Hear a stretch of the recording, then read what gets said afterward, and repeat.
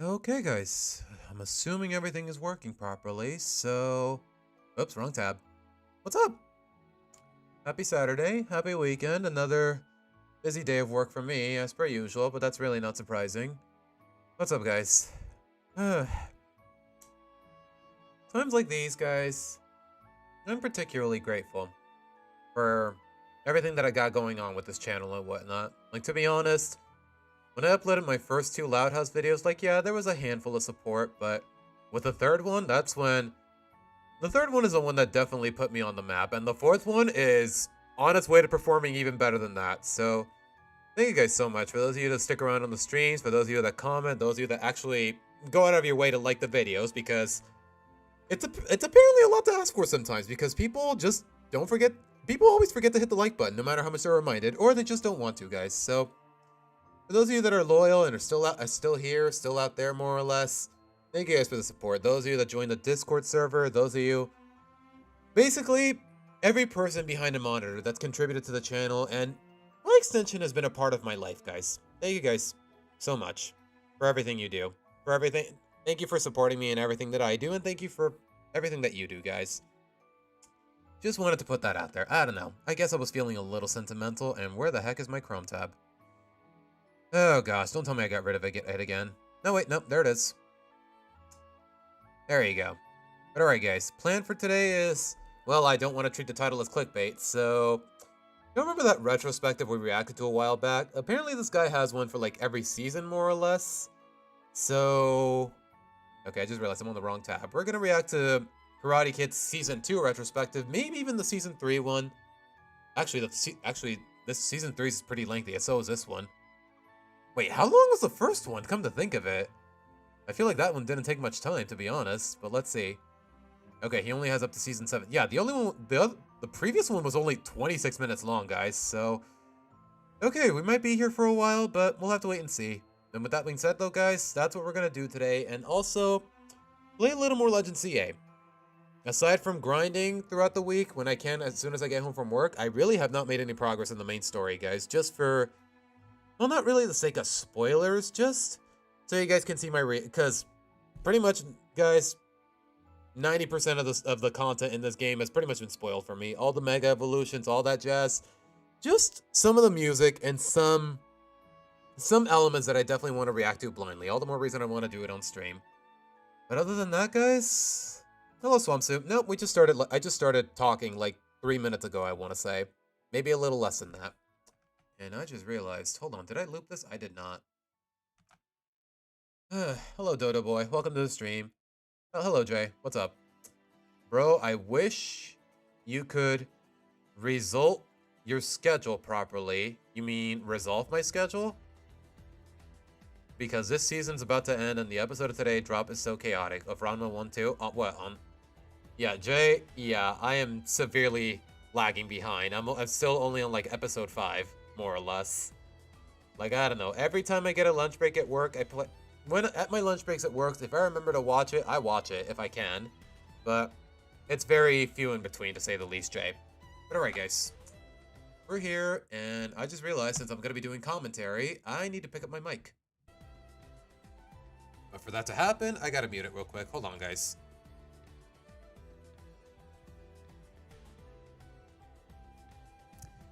Okay. I'm sitting comfortably, mic on my left hand, mouse on the other. I'd like to believe everything is good to go, and... Alright, let's get into it. Two of the Loud House. I will say, okay, I said it last time, but I really love this Drifloon render with the little hair and the little lips on the I don't know, it's just really cute. But alright. One of the show's most important seasons, and one that the show will You know continue to what? build I don't need full screen. I don't need full screen here, to be honest. upon for the rest of the Savino era, and in some cases, the rest of the series. Given the initial hype behind the show, the second season was greenlit as soon as the first one premiered, and there's a lot about this. Did I just hear Ranma 1 2? Dragon Ball Master? Yeah, actually.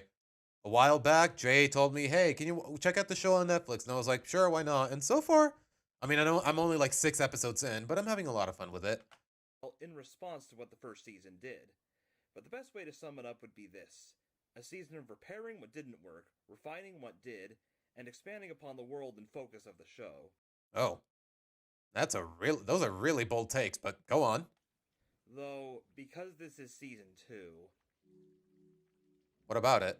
there is an elephant in the room we need to address, and I want to get this done and dusted before we continue with the meat and potatoes of the retrospective. A lot of you probably saw this coming, but Maybe it's because I don't watch a lot of this guy's videos, but I didn't. there are 2 episodes that are way too Oh, okay, that's what he meant. Oh, okay, I thought he was talking about something completely different. Never mind. important not to mention. But Yeah. I don't want to bog down the rest of the video with negativity, nor do they exemplify any of the trends in season 2. I mean, yeah. Season 2 has several bangers. You can't just downplay the whole season because of 2 god awful episodes. One of which I consider the absolute worst in the franchise. So we're going to keep it brief. For those who don't know, this is the season that contains the show's most infamous and controversial Yeah, it's got some of the best, but it also has some of the worst. I agree. episodes. No Such Luck and Brawl in the Family. Whew. Just the mere mention of those episodes just makes me go. Okay, I'm not doing that again. They're hated for their treatment of Lincoln and were one of the first real points of contention among the fan base. I mean, I would agree, but also one of the boys exists. And I'm not just saying it was bad because I listened to Mr. Enter's review. I more or less formed my own opinion on it. But many have already discussed these episodes over the past 7 years. Including me. There isn't much else to be said. Wait, when was this uploaded? Okay, this was before my worst episodes ranking. Okay, so he did it before I did. If you'd like to learn more about them and what makes them so contentious, I'll refer you to another source. And in a move that might not be too popular, I'm actually going to recommend the Mysterious Mr. Enters videos on these 2 episodes. Yeah, he doesn't exactly have the best takes. He's a very entertaining guy, but he doesn't always have the best takes. Just ask his Turning Red review. They're only a couple of years old, and sure they have a bit of that quote-unquote rage to them, Yeah. but they do a very good job of explaining the critical I mean, just because I don't know, guys. Something about when people say, oh my gosh, he's too much of a rage baiter. He gets so angry. Like, is it really that impossible for any semblance of anger to be genuine in a recording? Like, yeah, you're uploading it to YouTube in the hopes of good publicity, but at the same time, it's not really a conflict of interest to genuinely be angry about something, is it? At least that's what I'm thinking. flaws of the episodes and why they're so hated. I'll leave the links to these videos in the description. And with that, let's get back to the retrospective. Uh-huh. Season 2 made some changes to the show's formula in order to fix the more contentious elements in Season 1. Not an overhaul or anything like that. Wait, when was this? Oh, right, it's from... What was that episode called? Where Lincoln's recreating all those pictures? I forgot what it was called, but it's a really nice episode. Definitely some evolution in the basic premise. Gone are much of the mean-spirited elements and sister-based antagonism. Yeah. Siblings used to butt heads on a regular basis. Yeah, honestly, 90% of Season 1 is like that, come to think of it. But now they're almost always working together, with Lincoln settling into the role as their leader and the go-to idea guy. That is true. To be honest, I know he's the middle child, and I know he's known for planning, but sometimes it feels like it should be Lori taking the initiative here, know what I mean? Instead of episodes about Lincoln himself trying to get something he wants or survive a family ordeal, it'll be the siblings collectively, often working towards a goal and having to fix the mistakes they make. Sometimes, it'll be the siblings having an issue with what one of them is doing, or vice versa. Yeah, the whole Mostly, picture, that's what season it's one is called. putting Lincoln in the one against the rest role of sorts, likely due to the negative reception it received last season. I mean, did it really Both receive Lincoln much on wants Season something 1? has to Doesn't deal seem with like it. ordeal endeavors, or save for out-of-the-house Lincoln and Clyde adventures instead. With these changes, it also results in Lincoln talking to the viewer much less often. Yeah. From time to time, but it's not a show I- staple anymore. I don't know how popular the idea is as a whole, guys, but I don't know. Something about Lincoln talking to the audience, narrating the audience. Maybe it just hits all the right notes for me because I'm a big fan of Malcolm in the Middle, and every episode starts with Malcolm talking to the audience, but it is a little disheartening. It feels like it was part of the show's identity, and the less they do it, the more it disheartens me. That's just me, though. They instead opt to get straight to the action and use other methods of getting that premise going. Uh-huh. There are a couple of exceptions to this plot structure, though, and they serve as this season's lingering examples of broken Aesops. Alongside Brawl in the Family, the Yep. most critical example that comes to mind is Making the Grade, an episode where Lisa, who's in kindergarten, requests to join a higher grade and ends up in Lincoln's class. She Uh-huh. displays her intellect right off the bat, resulting in Mrs. Johnson developing unrealistic expectations of her students and giving them loads of extra work. Lincoln's Yeah. own friends ostracize him in response to Lisa's behavior. Okay, you know what? Even for a bunch of 11-year-olds, that does feel way too petty, to be realistic. Like, okay, your sister's a smartass and she's ruining everything for us. We hate you now. Like, bro, point your anger at Lisa. Why are you pointing it at him? He's not the one who made her like this or anything along those lines. I wouldn't say you take it too seriously, but more so that it's because you're passionate about the show. Yeah, sure, Swampsuit, let's go with that. I feel... Is that a good enough justification, to say the least? So passionate that you clearly get frustrated when the show completely wastes potential? Yeah, that's a more optimistic way to go at things. And it results in him asking Lisa to tone it down a bit while they're in class. She instead way overcompensates, and while she and Link are considered cool again, she's no longer interested in helping the siblings with intellectual matters like homework and repair. That is a...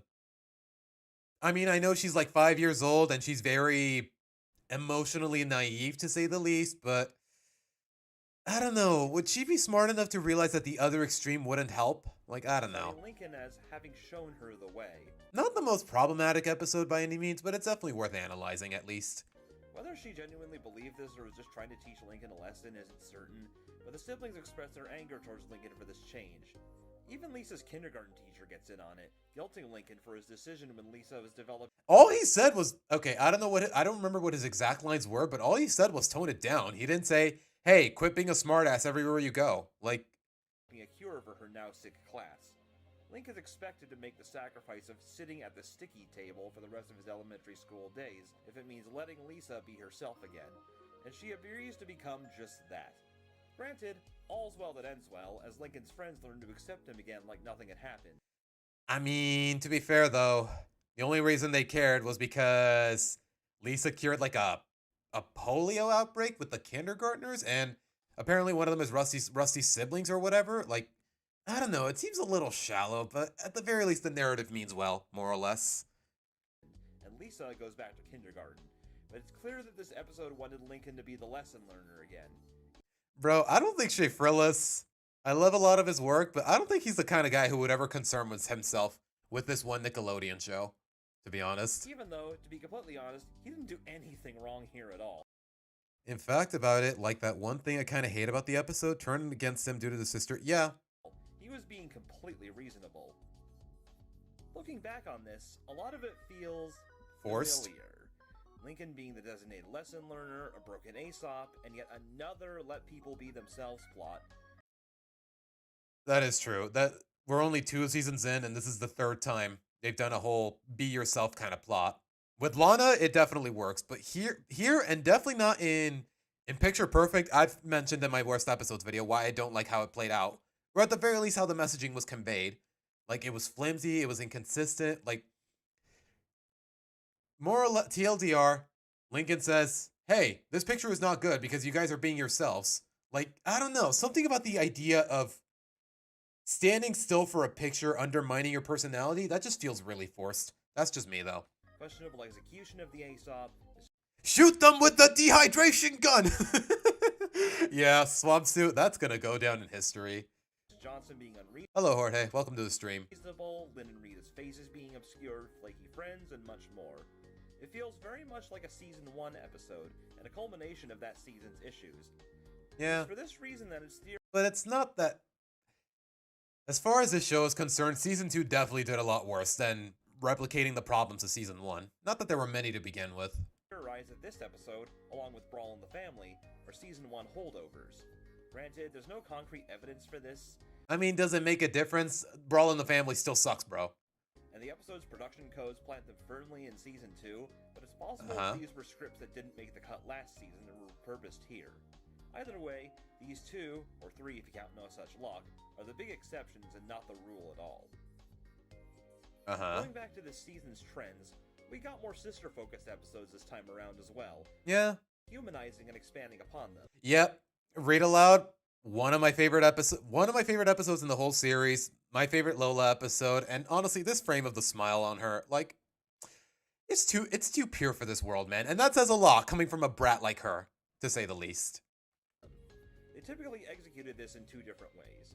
Some follow the path of house music or Affair to Remember, being told from the perspective of whichever sister they're about. We Uh-huh. get to see more of these as the series progresses. Others, Honestly, I don't mind. Even though it feels like a change in the formula, I don't mind it when pretty much the entire episode, let alone the story, is told from the sister's perspective rather than Lincoln's. Like, honestly, when you're mixing and matching, at least in the span of, say, 2 seasons to say the least, it's fine. But keep in mind, guys, this show has been going on for 9 seasons, and apparently the 10th one is already underway. Brawl in the Family really feels like a season 1 episode because the main idea is so not interesting, I guess. But to be honest, guys, does it really matter? It's still awful. It's still awful to say the least. Like, formulaic or not, it's still awful. though, give a sister focus, but tell it through Lincoln's perspective. Back in Black, for example, is a Not a bad episode. I never gave it a lot of emphasis, but I thought Back in Black was really nice. Lucy-focused episode, but told through the lens of Lincoln, and his science project with Rusty is the driving force of the plot. This yin and yang of sorts leads us to another interesting duo of episodes in Friend or foe? Another banger. The one about the Girl Scouts, though, like, I could take it or leave it. It wasn't that crazy. regards to how Lincoln's role is handled, patching things up and friend or foe. The former is primarily a Lana and Lola plot, and it otherwise has no involvement from the rest of the family with the exception of Lincoln. Will it, though, Jay? Oh my gosh. If it is the last season, then, well, knowing these writers, knowing these showrunners, knowing their knowing everything I do about what goes on behind the scenes, it's probably going to be a very disappointing conclusion if it is. Which I doubt it because it's their biggest moneymaker after SpongeBob, to say the least. We get the small subplot with Clyde that many felt was kind of tacked on just to give him a presence in the episode. Yeah, come to think of it, ultimately Lincoln's goal was just to get his hands on some Girl Scout cookies because they're that delicious. Feels like you could have easily cut Clyde out of the episode and you wouldn't miss a thing because the episode's not really about either of them. It's about Lola and Lana. The latter, however, is the first time that Lincoln is completely absent from a plot. In fact, Really? You know what? I'm down for that. Just because, friend or foe, would I say it's Lisa's best episode? Yes. I love her bond with Darcy. I feel all the emotions. There's decent character development. I don't know.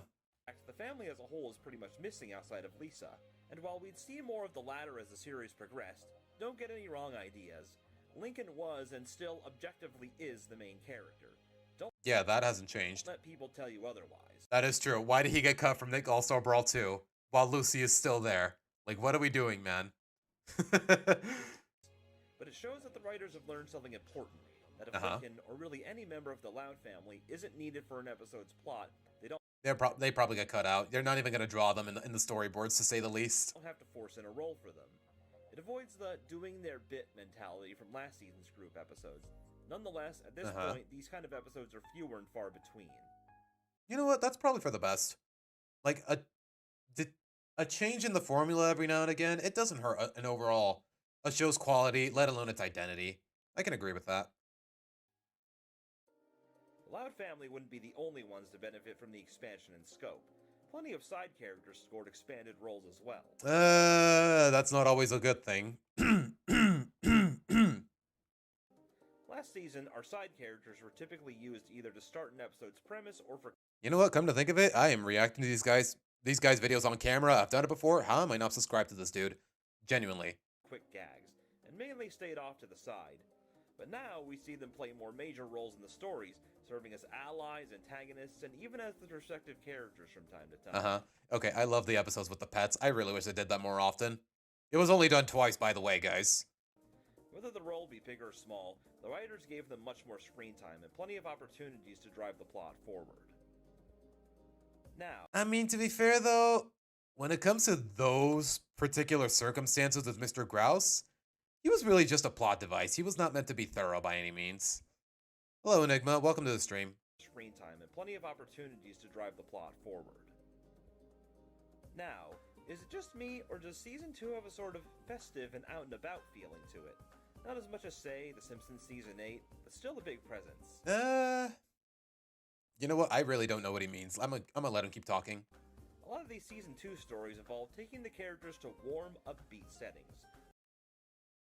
I mean, to be fair, this one here is just... Aren't these just... Okay, this is just a quick moment played for laughs, and this is just part of a montage, so that might be a bit of a stretch, but let's see.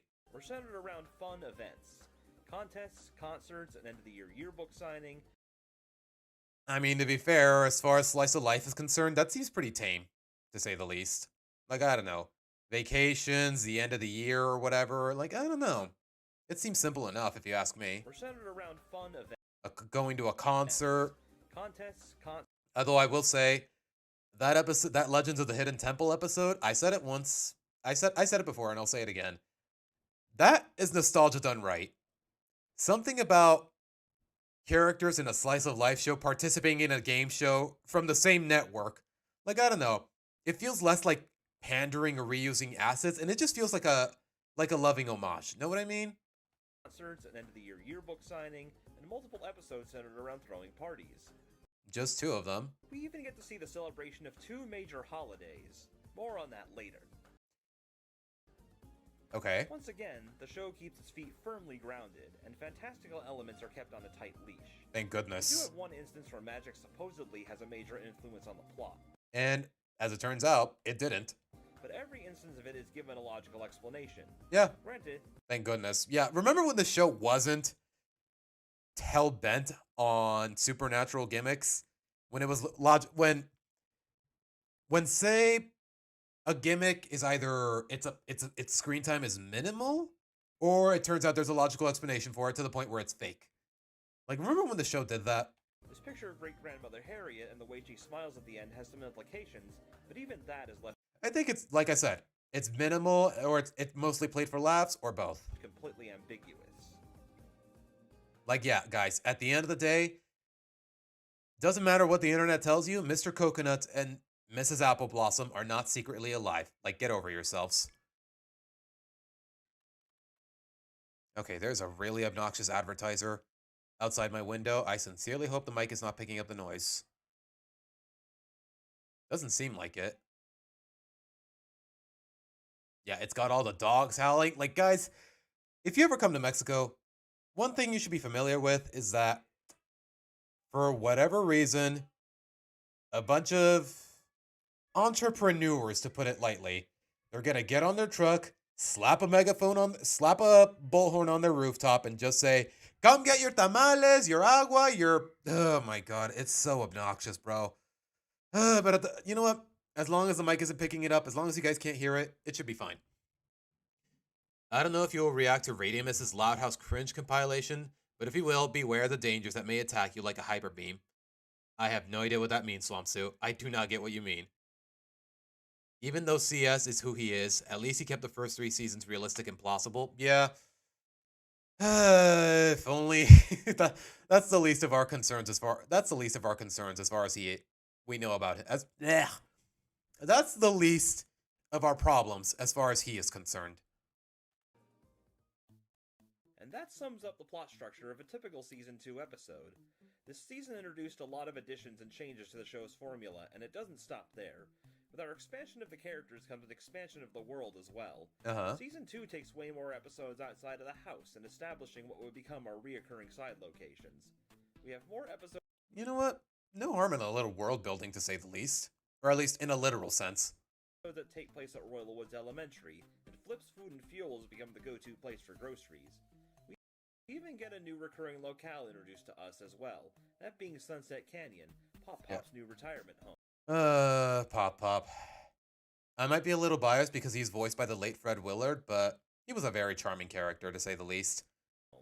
With side characters like him taking on a larger role, it makes sense to bring him closer to the action. Minor locales get their fair share of spotlight as well. We see Duds for Dudes for the first time, the clothing store Rusty's dad owns, and one that would become a plot point a few episodes way down the line. A few? It's like 5 seasons apart. See, it's like 5 seasons apart, bro. Actually 4, but still. We're also graced with Royal Wood's affinity for bizarre fusion cuisine. You know what? I can dig that. Like, yeah, some might say it's stereotypically offensive, but you know what?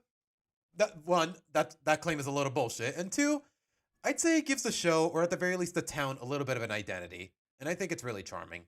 Jean Juan's French Mex made an appearance last season. Writers decided to expand upon the concept by introducing more of these restaurants. Aloha, comrade. Giovanni Chakes. That feels racist. Is that racist? Like, I don't know. I don't know. On one hand, it's just some would say it's cultural appropriation. I'd say it's cultural celebration. Fight me. It's a fun recurring element that adds to the quirkiness of Royal Woods.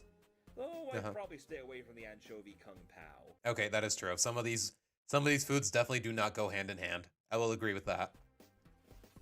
As is typical for the Savino era, the comic strip. I can't even look at this dude's face without rolling my eyes or flexing my hand. We see Lynn drop the first ever platter of linzania to promptly exclaim, "I hate Mondays." That and Two on the nose. Two on the nose, Nickelodeon. Two on the nose. ended up being hilarious. Like, yeah, I get it. You own the rights to Garfield, but that line is a little too recognizable for it to be like, I don't know. When I respect the reference, I feel like it needs to be subtle enough for me to respect the reference. Know what I mean? Garfield saying I hate Mondays, it's a tale as old as time. Hilariously prophetic. And alongside that, more Savino era means more parental bonuses. Ugh. This Johnson implying that two of the frogs are screwing, Lynn and Rita skinny dipping, the whole package is there. Honestly, I could respect these innuendos if they weren't directed by a literal sex offender. Like, I don't know, you just can't perceive it the same way anymore, unfortunately. Though outside of Lynn's victory dances, the booty shaking is basically gone.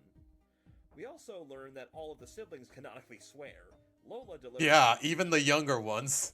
Even Lola. Okay, Lola, I get it, but Lana, Lucy, anyone basically under the age of 10, like, I don't know. It just says a lot about the parents when they actually pick up those words. There's a completely censored rant over the phone, and we even get an entire episode centered around the premise. It's actually a really funny. Potty Mouth is. It's a really fun episode from season 2, to say the least. How the Loud siblings think Lily's picked up on their swearing habits. It feels more akin to the regular show at that point. And you know what? I don't know how he means to say it, but I take that as a compliment. Thankfully, though, she was just trying to say donuts. Until right at the end. One of the most notable developments. Oh, really? He's not even gonna talk about that? Like, honestly, that moment where Lily straight up dropped an F-bomb, that's one of my favorite moments in the whole series. Honestly, at this point, guys, I'm tempted to make I don't know how lengthy the video would be, or if it would be lengthy enough, if it would actually make for engaging content, but I kind of want to make a video just ranking my favorite moments in the whole series. Elements this season is that it would be the herald of the show. All I remember about Chris Savino is that he ruined 3 Cartoon Network shows. Adam, I'm gonna need some context because I have no idea what you're talking about, more or less. These parents can't decide if they're gonna be good parents or just the worst. Yeah, they really fluctuate. Wasn't there a SpongeBob swearing episode as well? Yeah, Tracy, you'll come to find that a lot of just those 2 Nickelodeon shows, they definitely handled the profanity in a genuinely clever manner, to say the least. Show's first 2 half-hour specials. Both are centered around major holidays, and even feature their own little modifications to the title sequence. Oh, I completely forgot that Lily had a whole. Okay, I remember the Halloween special, that little modification for the Halloween special. Lily's a little ghost, but I completely forgot about this one. That is adorable. Like, I really wish the show did that more often. At least when it comes to special occasions. Like, seriously, come to think of it, if they modified Lily like this, why did they modify her with her updated design after season 5? You know, she's not in diapers anymore. She's got a shirt and shorts. Like, just update the outfit. It's okay if she still says poo-poo. She's 2 years old. She probably thinks the word is funny. Like, I'm telling you, man, this show definitely lost a lot of its heart. And it shows in these kinds of details.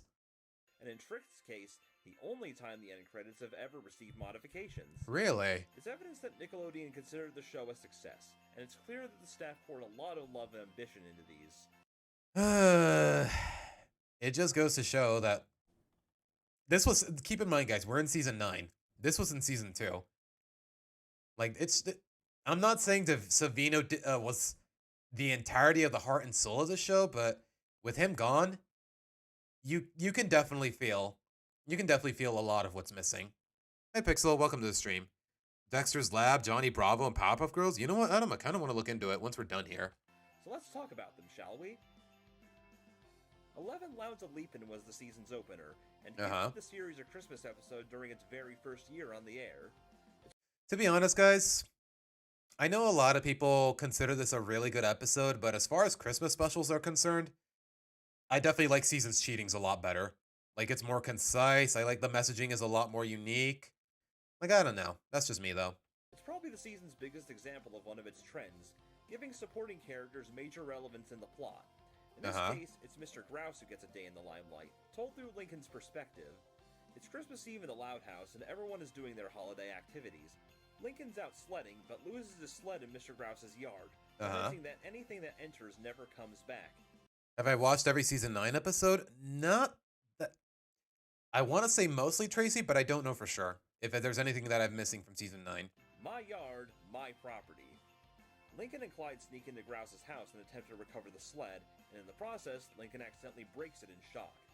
He eventually finds a photo of Mr. Grouse's family while cleaning up. Learns that he had both an identical sled and a big family during his childhood. It's revealed that his grouchiness comes from his disconnection from his family, and after Lincoln speaks to the rest of the siblings, they decide to perform a carol sing for Mr. Grouse, along with the gift of a bus ticket to see his family. In return, he gives Lincoln his old sled, and when Lincoln goes to Wait, I thought he broke the sled. Oh, wait, no, he gave him the old one. Okay, never mind. thank him, he tells him to thank Santa instead before heading off. Overall, a heartfelt tale of Christmas spirit. Yeah, but like I said, I still prefer Seasons Cheatings just because, I'm gonna be honest, guys, like, I do sympathize with Mr. Grouse here, but he's not really a character I concern myself with as far as this franchise is concerned. Know what I mean? Exemplifying the series' themes of familial love, while giving Mr. Grouse some character development in the process. Granted, he's still a grouch, but he's begun to bond with the Loud family from this point forward. Yeah, he has that one episode with Lynn. He has this whole episode. He has that episode where he moves away, but then he realizes he starts missing the Louds. He has that one episode where he bonds with Lola. Well, not bonds. She fights with her over a diamond or whatever. But still. Like, he's fine in small doses. Know what I mean? Furthermore, Luna's song felt a bit by the books. Every I straight up remember little to nothing about the song, so yeah, I get what you mean. I get what he means. Christmas special and their mother already pushes a Christmas isn't about the presents message. All these years later, I still feel that Linus Van Pelt did it best. Though I don't know if Luna can Wait, how did Linus Van Pelt put it? You're not going to show me? get away with singing scripture these days. It's also That is true. Yeah. Come to think of it, I completely forgot about... Wait, how did I forget this so easily? Yeah. Linus was talking about the meaning of Christmas, about how it's about Jesus and whatnot. Yeah, you probably couldn't get away with that in Nickelodeon nowadays. Unfortunately. Though I don't know if Luna can get away with singing scripture these days. She probably wouldn't, unfortunately. It's also kind of funny that Mr. Grouse would say his gift No matter how innocent it is, even if it represents the exact meaning and purpose of the reason we have Christmas in the first place, yeah, Nickelodeon probably wouldn't allow it. is from Santa, since he'd go on to play the role of Santa in the whole picture just a few episodes later. I mean, okay, sure. The following year would bring forth Tricked, the first Halloween special and a macro I will say, I did not talk about Tricked enough in my best episodes ranking. Yeah, I'd say, honestly, none of their Halloween specials are bad to say. Actually, that's not true. I don't like Ghosted. I don't like Close Encounters of the Nerd Kind. But as far as the rest are concerned, yeah, their Halloween specials are solid. But this is definitely the best one. Like, if you're not counting my opinion. scale example of the usual Season 2 Lincoln and Clyde plot. All of the Louds are preparing for Halloween, except Lynn Sr., who's dreading it. Lincoln and Clyde are staking out the best trick-or-treating neighborhood, while the rest are helping Lucy with the annual Loud Haunted Corn Maze. They end up finding a rich neighborhood that gives out full-size candy bars, and on their way out, they bump into Hank and Hawk, two brutes who first appeared in the Loudest Yard. I'm gonna be honest, I completely forgot about the fact that those two guys are the same guys we saw earlier. Huh. They ask for information on the best neighborhood to get candy from, and nervously Lincoln tells them Franklin Avenue, his own street, in order to keep their find a secret. Night comes and Lincoln and Clyde Yep. It backfires. Can we get to the point, please? the rich neighborhood while Hank and Hawk head to Franklin Avenue. What is with those masks? That is genuinely creepy, bro. I mean, it's kind of the point, but what purpose would these guys have for wearing it? Where was the fun in it for them? What about the ones with the Casa Grandes? Didn't you hate it? I mean, the Dia de Muertos one, it was fine. It was acceptable. It tackled the subject respectively. But then again, that's technically not Halloween. As for the rest of them, Yeah, wait, you're right. Great Lakes Freakout, I actually kind of hated it, now that I look back at it. Although, I guess I technically don't consider it a Loud House episode, because half of the screen time revolves around the Casa Grandes. I don't know. But yeah, Great Lakes Freakout, I didn't like it. And the Casa Grande, whatever else the Casa Grandes had, I don't even remember it. It's not that it's bad, it's just very forgettable. Our protagonists then return to find their street completely trashed and desolate, Uh-huh. pumpkins smashed and all, and everyone's candy stolen. Seriously though, was there no adult supervision throughout the neighborhood that they actually got away with this? Like, okay, Lynn Sr., I get it. He's afraid of Halloween, but what was Rita doing this whole time? To say the least. Lucy laments that nobody showed up to the corn maze, and the two best friends realize their mistake. They're determined to save Halloween and go get everybody's candy back. Their attempt to steal it back fails, and the two brutes inform them of their preference for milk chocolate. Learning this, and remembering their disgust toward blood, Lincoln comes up with a plan and tells Lucy to ready the maze. They trick Hank and Hawk into the maze, and the two bullies are given the frightening of a lifetime. The tune of You Got Tricked. Yeah, I do remember this song. It was definitely very catchy. The show's first piece of original music. Wait, was it really the okay, I guess it technically was the first. Lucy finishes them off by dumping fake blood on them, and they're so horrified that they vow to never return to Royal Woods.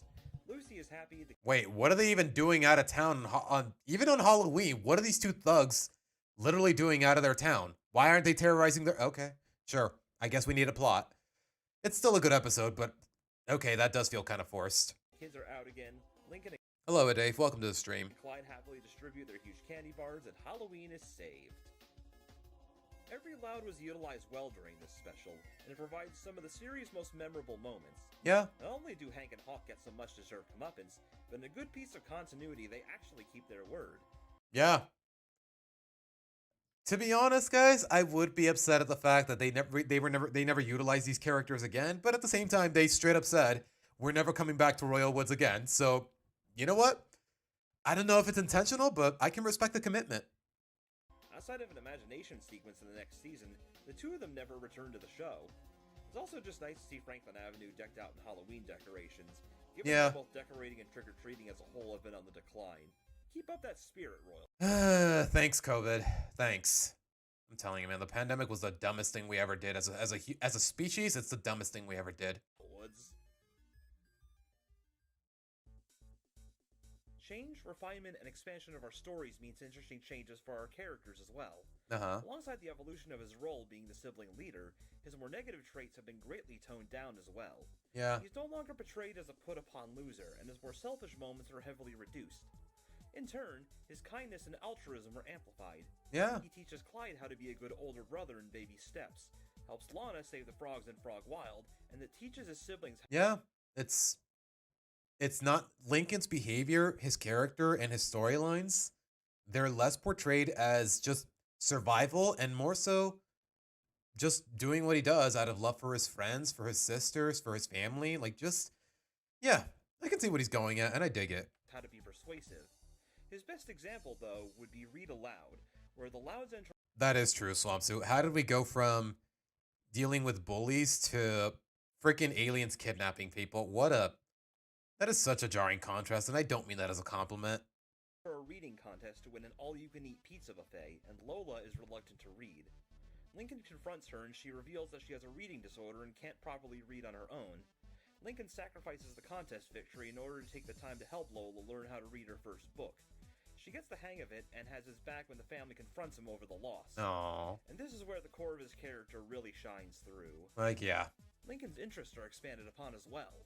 Like, yeah, he may be selfish every now and again. He may have his own schemes up his sleeve, but ultimately, he's willing to give it all up out of love for his friends or his family. Like, God, man, we had it so good with this show. What happened, man?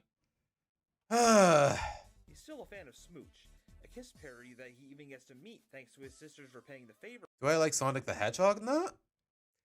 I'm indifferent towards it, Dave. I like some of the music. I enjoy whatever's thrown in front of me, but to say that I'm a fan of Sonic might be a bit of an overstatement. For his altruism. Wilderness survivalism Also, I did enjoy the movies, to say the least. joins his repertoire of fun thanks to Rip Hardcore. And then there's Ace Savvy, which is briefly touched upon in Season 1 but gets a real spotlight in Pulp Friction. F's in the chat for Ace Savvy, guys. Lincoln and Clyde enter an ace-savvy write-your-own-story comic contest in order to meet the comic's author, and even the sisters get in on the fun, playing the roles of the full deck. Lincoln's own. As far as episodes where the narrative is focused on Lola specifically, Swampsuit, I don't think so. Like, there's a couple episodes that are kind of but to say that they're outright bad, they assassinated Lola's character or something like that, no, I don't think so. But yeah, Lola is the best Loud sister. Lola doesn't miss. I love her, man. Original ace-savvy characters. We even learned that Lincoln has a very interesting origin story. In Not Allowed, he doubts his lineage when his baby book is missing any photos or evidence. Oh, hold on. Story. In Not Allowed, he doubts his lineage when his baby book is. Oh, look at baby Lincoln. He still has Bun Bun even as a baby. Like, I don't know. That is such a charming detail, man. And look at him. He's so adorable. He's a little potato. Look at him. Look at his little potato.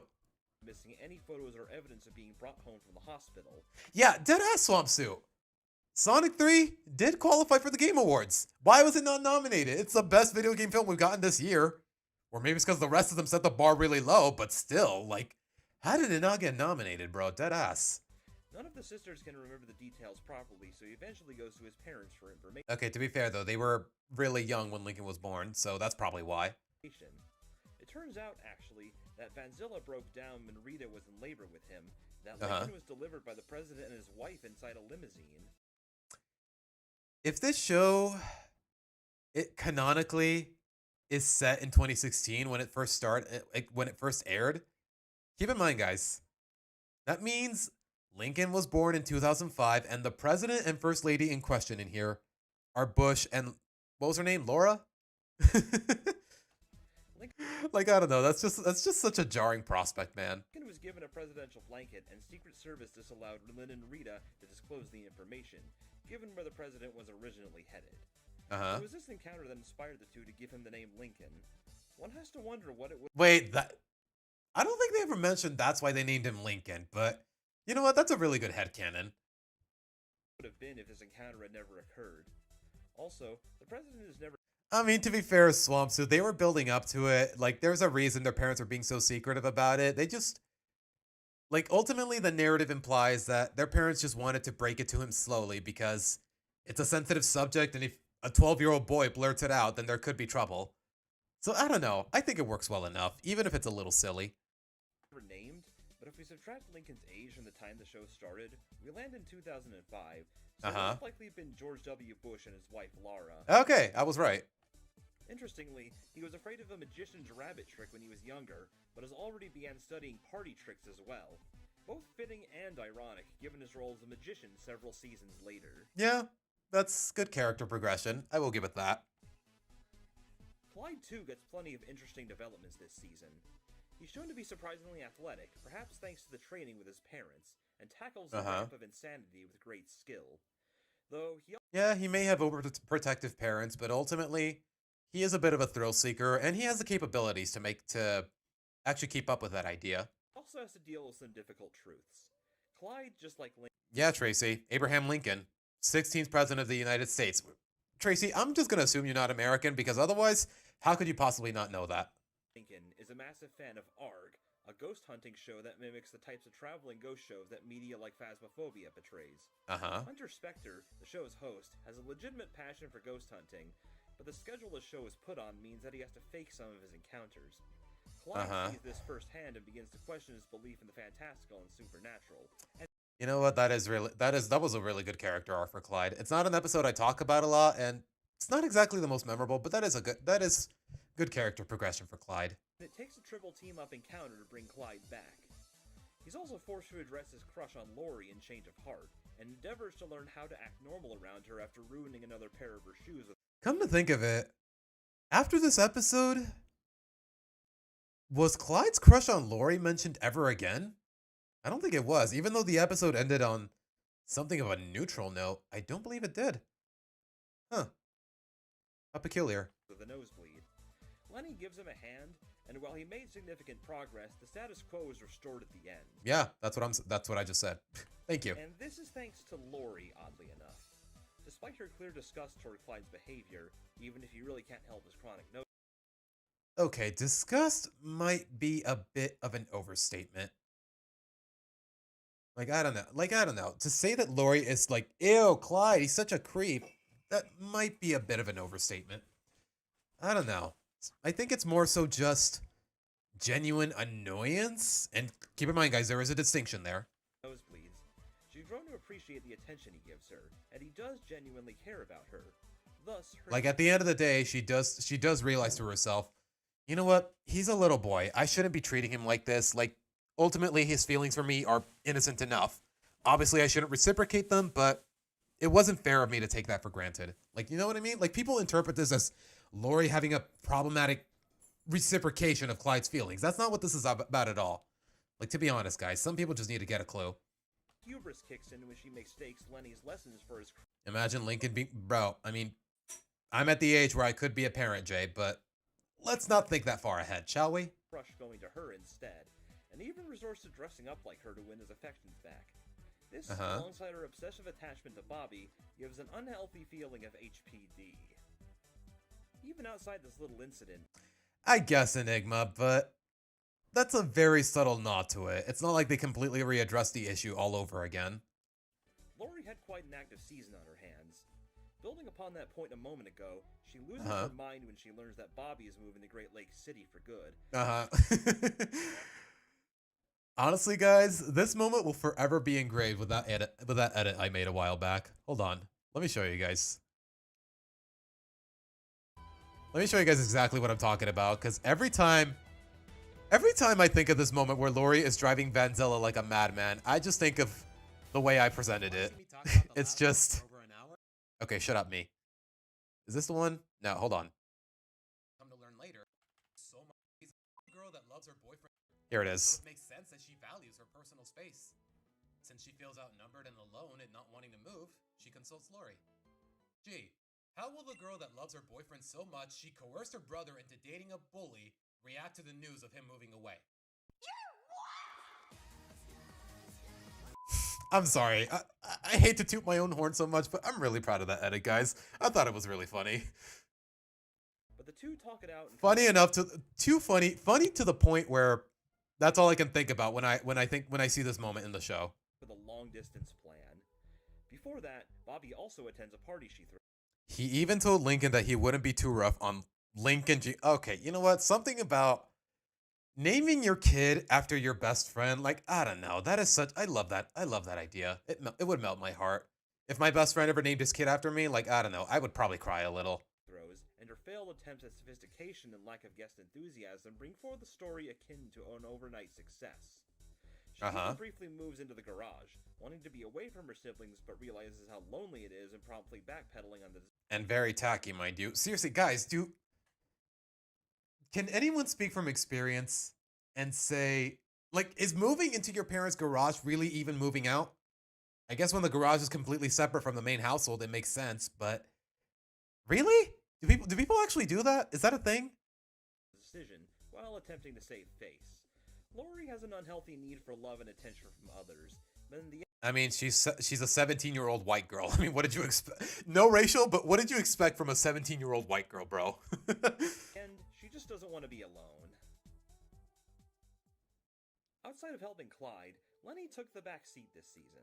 She's shown to be skilled at decorating for and planning parties, though, which is an awesome skill to have. Something that, for whatever reason, nobody else can pull off. Not the party planning, just the idea of actually being thoughtful when it comes to making a party. Know what I mean? There's a bit of a distinction. Luna had a pretty low-key season herself. She did take the spotlight at the end of Ella's for Love, which introduced Sam Sharp. Would you guys hold it against me if I skip this whole part? Of her bandmates. They do make a few cameos, though they wouldn't become major players again until... Okay, he doesn't talk about it much anyways. You know what? I can live with that. Until next season. Outside of what's essentially a G-rated... I don't know, Tails. That honestly seems so tacky and unnecessary. You're technically still living under their roof. You still... Like, what even is the point? Slasher film. Luann's up to her usual tricks. Making friends, annoying her siblings, the usual Luann fare. But this season takes it a step further and actually deconstructs her routine. When Luann... Yeah, I will say, it's funny how We got another run-of-the-mill awful April Fool's episodes, and then we got this. Luann amps things up for her comedy competition in No Laughing Matter. Her siblings feel enough is enough, and Luann spirals into depression when she overhears them complaining about her. He convinces her to give up comedy, and when the siblings realize their mistake, they put their all into bringing that spark of passion back. Luann agrees to tone down her jokester behavior a bit, showing that she's become a little more mature. Yeah. She'll even tack on a "but seriously" moment onto the end of some of her jokes now. Yeah. Wait, did that start in season 2? You know what? That's good character progression. She's gotten better at reading the room, even if she still has some work to do. Now, Lynn. Oh boy. This is probably for a character that has already people are already indifferent towards or already despised. This season was the worst PR she could have asked for. And hopefully you guys already know why. To be fun. This season was her dethroning moment for a lot of fans. Mm-hmm. No such luck, and Leonard takes all. Okay, the latter one isn't so bad. I don't think it's bad at all, to be honest. Maybe. Have I seen La Casa Grandes? In its entirety? I believe so, Adam, but I remember little to nothing about it because not to be too not to repeat myself too much, but yeah, it's very forgettable. It's a very forgettable show, and I mean that in the worst of ways. Considered among her worst outings. And that says something coming from a native Mexican. I'll tell you that much. In the series, this was the season that made her particularly infamous. It all stems from the writer's decision to really dial up her aggression and competitive nature, while her more playful side went from fun and sweet to intense and overbearing. Yeah. She also starts to use coercion and aggression to get what she wants. Yeah, sometimes in a very frightening manner. Like, seriously, threatening him with a bat? Like, I don't know. That's... Even for a show as cartoony as this one, that just feels way too extreme. It's possible that the writers needed a new sister to be the mean one after Lori became a kinder person, and that Lynn, unfortunately... Why did we really need that kind of foil anymore? Like, I guess when you don't know how long your show's going to go on for, I guess it makes sense, but I don't know. Another problem with the show going on for too long. Like, it feels like it needs an antagonist rather than just start wrapping things up. Got stuck with that role.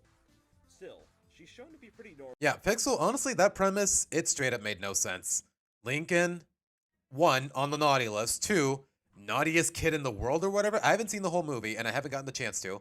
And apparently it's not dropping here in Mexico for another 2 weeks or so. But the premise already alone makes no sense. If anyone, it should have been Lola. It should have been Lynn. It could have been Luann, with, you know how much she loves to prank, to say the least. So callously, mind you. Normal in most appearances, and even had a few sweet moments, so her heart is still there. She also learns not to be such a bad winner, and Leonard takes all, which is a positive. Oddly, she also mentions that Lori once hit her with a breadstick, and even winces when she thinks Lori's going to do it again. Brief reversion. Really? It's just a breadstick. Did it really hurt that much? Lucy is without a doubt one of the big winners this season. Yeah. That's all I'm going to say. Yeah. Just yeah. She gets multiple focus episodes and important roles. We're introduced to the Morticians Club for the first time. Unfortunately. We could have easily made this a poetry club or whatever, but no. Okay, I don't mind the Morticians Clubs. I just... Yeah, you know what? Yeah, I do mind the Morticians Clubs. They're elementary school kids. What business do they have practicing for hosting funerals, to say the least? I don't know. That just doesn't sit right with me. And also, the characters in the club are just really boring. Albeit briefly, along with Lucy's pet and little sidekick, Fangs the Vampire Bat. To be honest, it's not that I forgot the bat existed, it's just that he is severely underutilized. Like, I'm not saying, hey, give him a line here and there, give him a moment, just make sure he's on top of Lucy's head more often than not. That's all I can really say. She also has not one, but 2 love interests this season.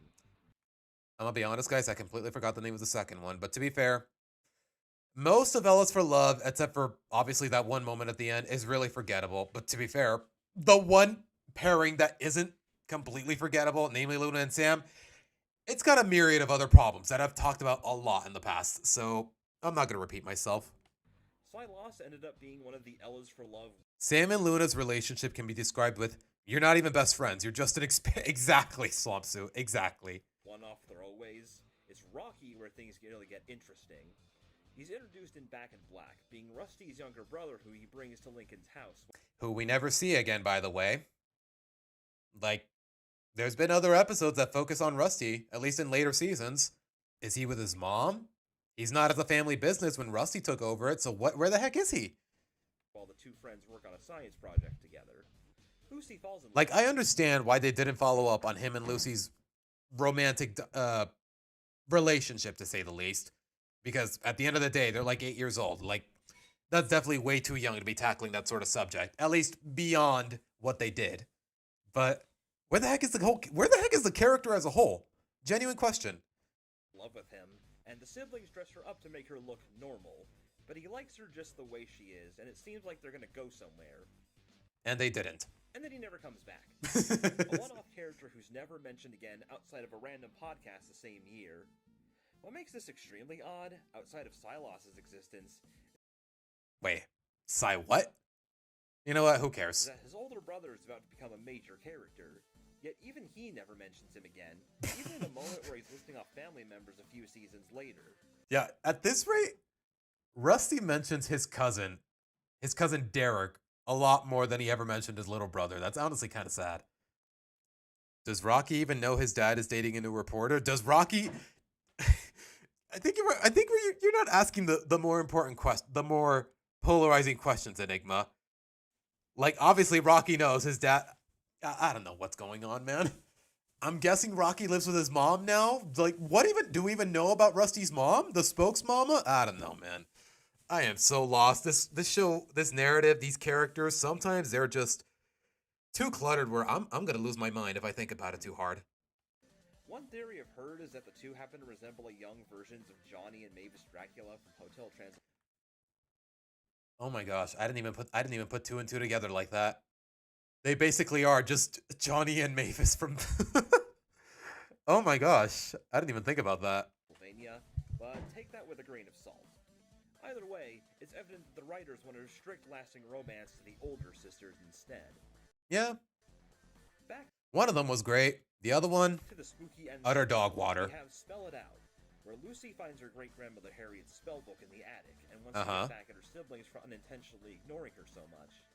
This season loves its deconstruction, Not exactly unintentionally, more or less. huh? She believes that the magic is working, and though all of it ends up being coincidental happenstance, the rest of the siblings apologize, and Lucy ultimately feels better and goes to thank Grandma Harriet. Huh? Wow, Lucy gets two identical ancestors. That is true. I guess that's really is just how genetics works.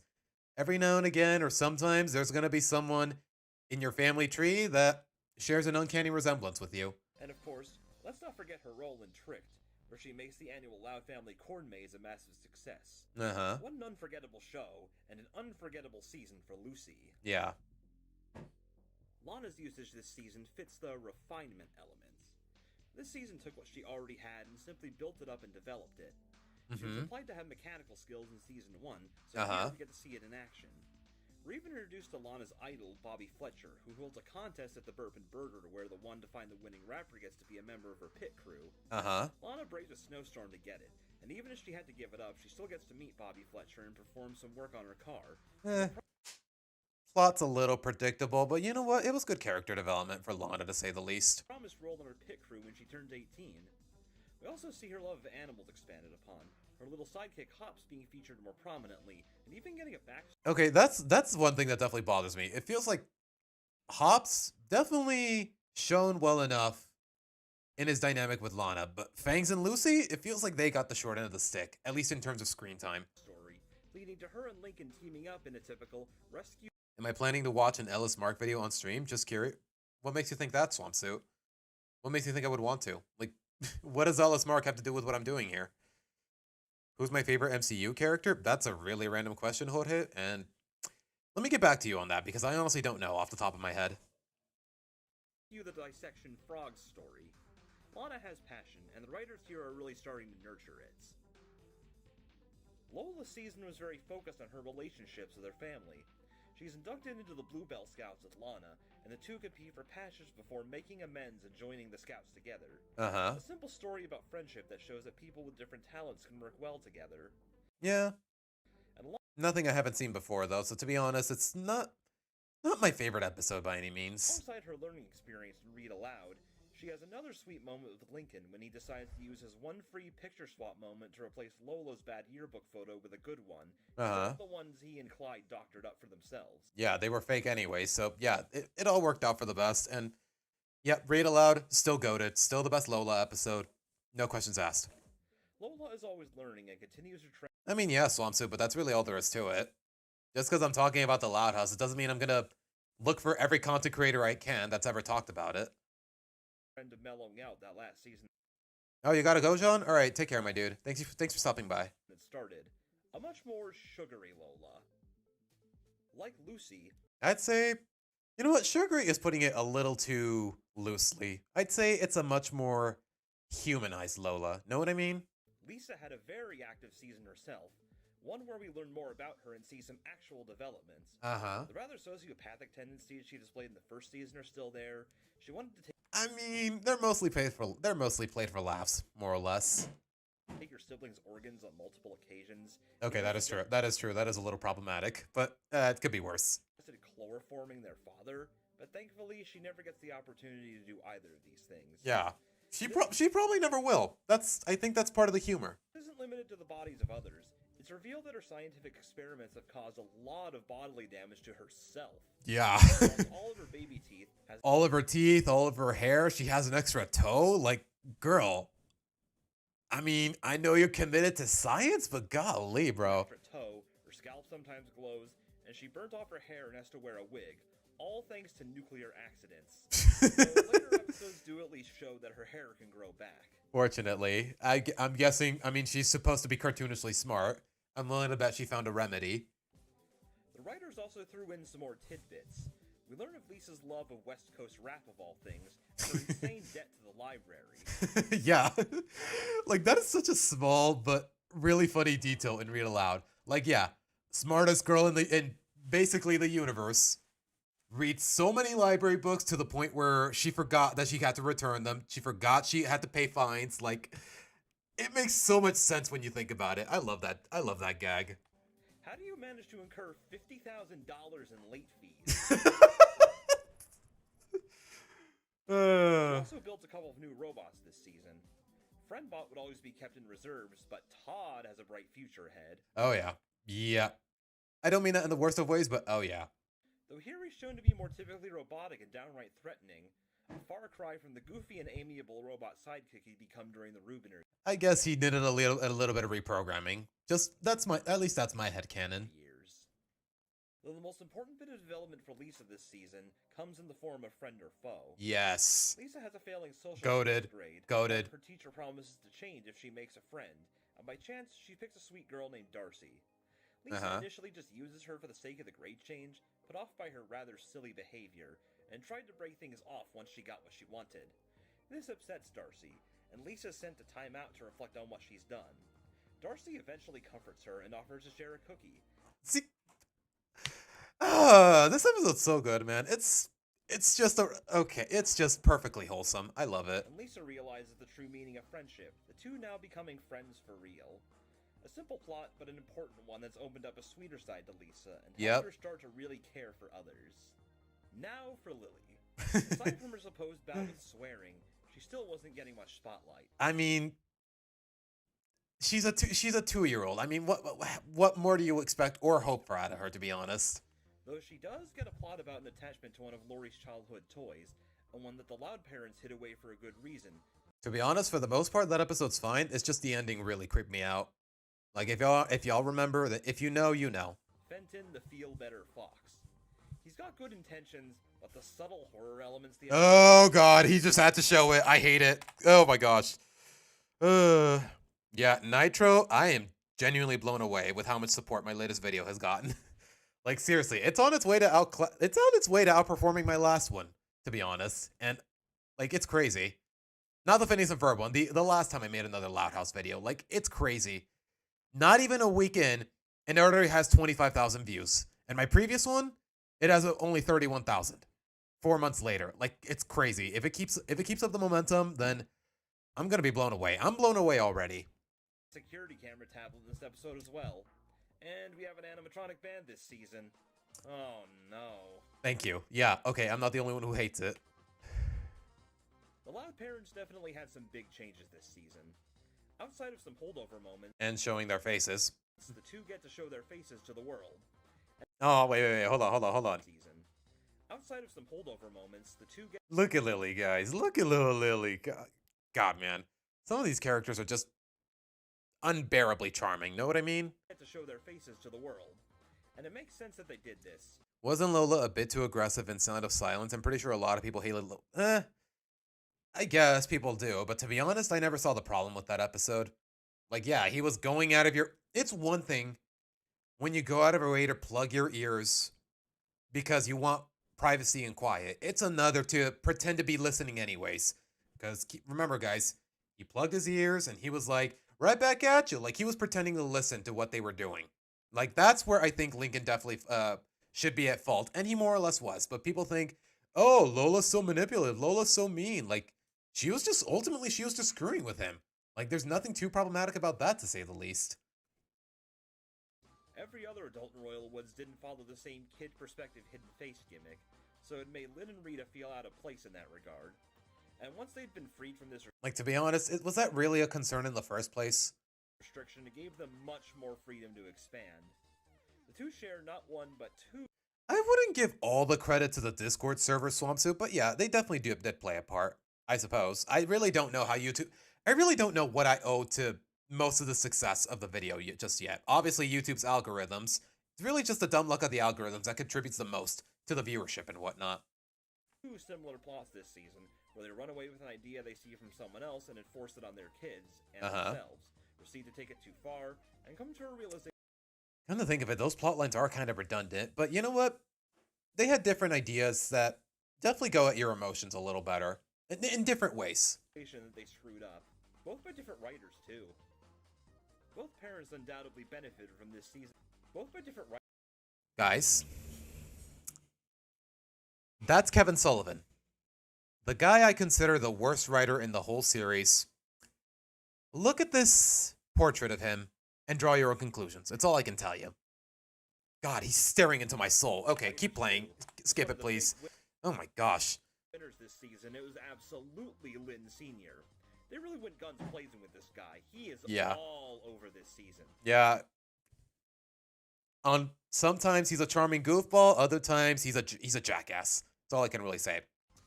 It's part of my language there. He solidified as the goofy yet competent father, and the amount of focus he gets is staggering. We learned that he started a cowbell band with his best friend Kotaro, and the two joined a van owners club together when Vanzella's temporarily sold. He also gets a short-lived addiction to smartphones. Not the best episode. Some Legends of the Hidden Temple. Hell yeah. Resort vacation, obsesses over home security, the whole package. Like, they really fleshed him out. It didn't always work out, but most of the time, I'd say it did. Most importantly, though, the season took big steps in bringing Lynn closer to his dreams of being a restaurant chef. It does give that vibe, Swampsuit, doesn't it? The kind of picture that is just asking to be doodled, darted, and just downright ridiculed. Fed Up reveals that he cooks all of the family's meals, and his skills at improvised cooking are on full display.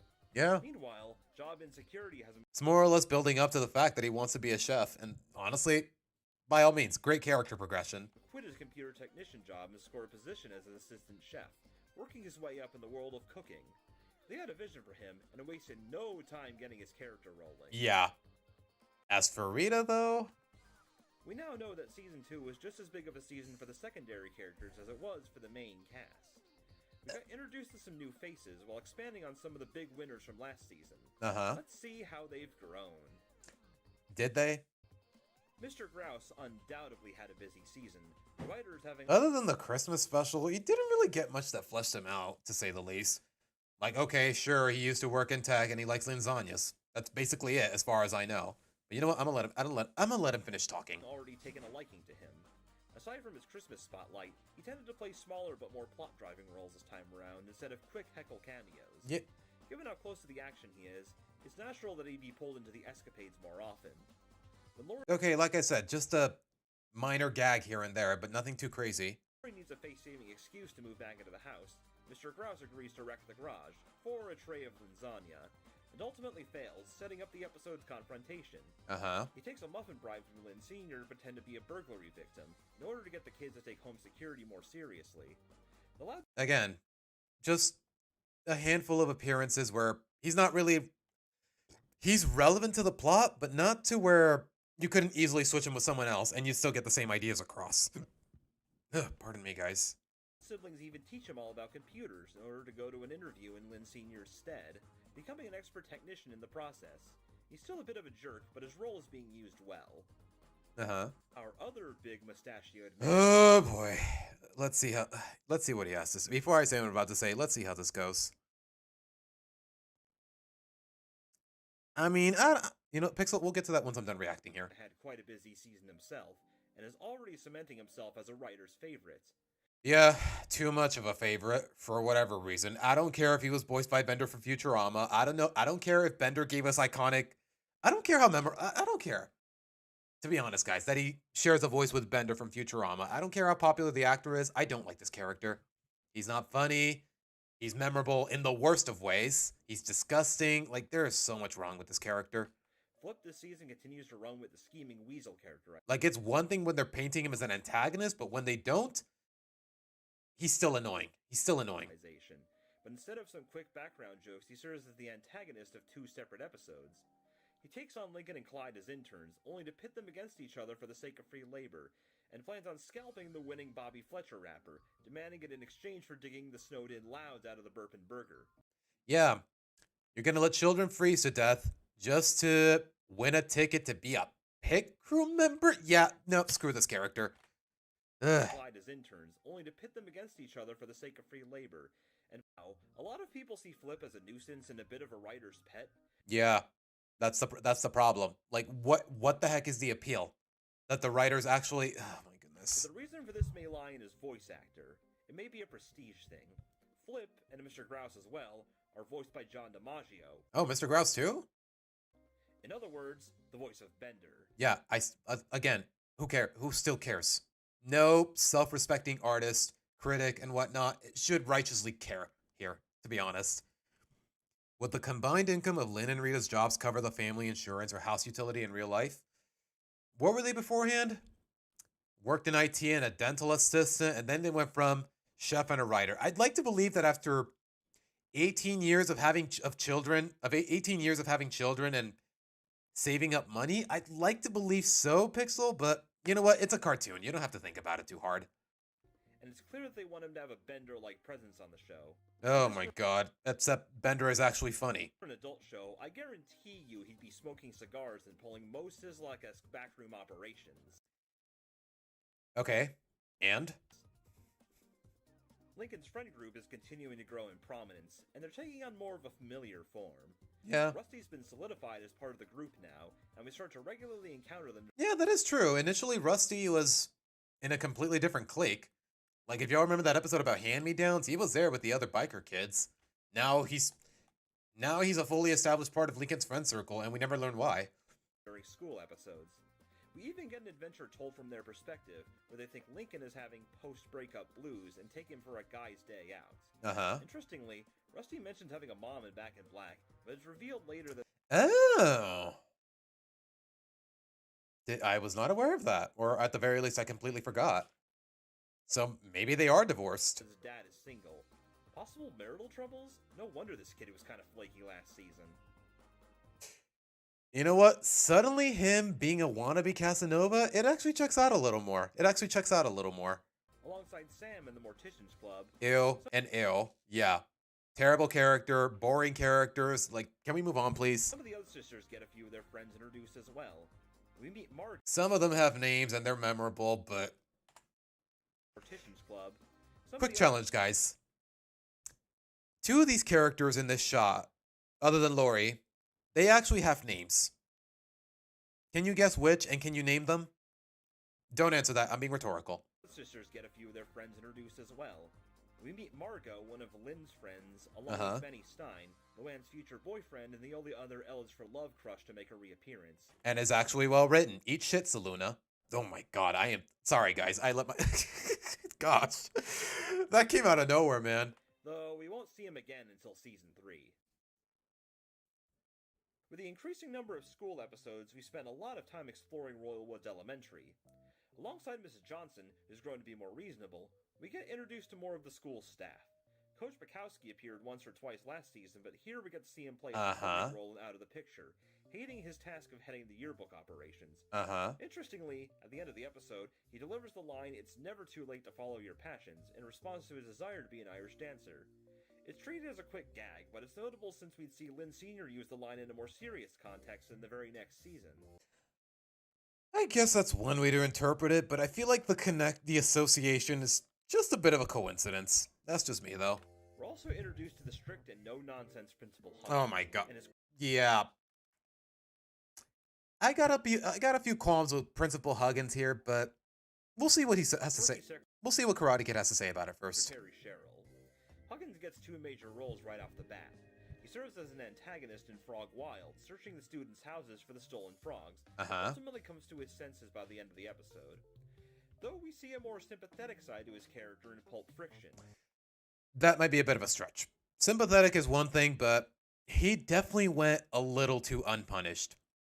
Like, he forced two kids into detention when they didn't deserve it, just so he could cheat by using their entry in a contest. Like, I don't know, for a 50-something, 60-something-year-old man, like, I don't know, that's just way too disrespectful. And not to mention, he doesn't get punished for it. Like, they could have told the superintendent, he could have lost his job, but no. He gets spared at the end of the episode, and he gets the end. It's so... That's really my one problem with an otherwise decent episode like Pulp Friction. That's really all there is to it. As it's revealed that he was an avid Ace-Savvy fan himself as a kid, that he only hindered Lincoln and Clyde. Gosh, even as a kid, he's so freaking ugly, man. I'm sorry. He was an avid Ace-Savvy fan himself as a kid, that he only hindered Lincoln and Clyde because he believed that his comic couldn't compete with theirs in the contest. Lincoln and Clyde decided to incorporate him into their story as an antagonist turned hero. Yeah, I still hate it. And bring him along to meet Ace-Savvy's creator when they win the contest. Hang in there, Huggins. Bringing things to one of our new settings, we're now seeing the Pop-Pop we all know and love. Hell yeah. The Old and the Restless shows us how close to Lincoln he is, and that he even inherited his iconic white hair from him. Even though the Loud House movie kind of retcons that, because Lincoln's ancestor from his dad's side also has white hair, so now I'm just even more confused, because keep in mind, guys, Pop-Pop is Rita's father, so I don't know, man. I don't know. If this lore didn't have any holes, then would I really be here right now? The two are always in sync with each Also, rest in peace, Fred Willard. other and share a mutual love of junk food and big cannonballs. The man's a war veteran, and all the exercise he gets makes him very athletic for his age. He even showed being a squad of Marines at a game of paintball, and being Sunset Canyon's undisputed shuffleboard champion. He's a definition of a cool grandfather, and he's really started to find his footing.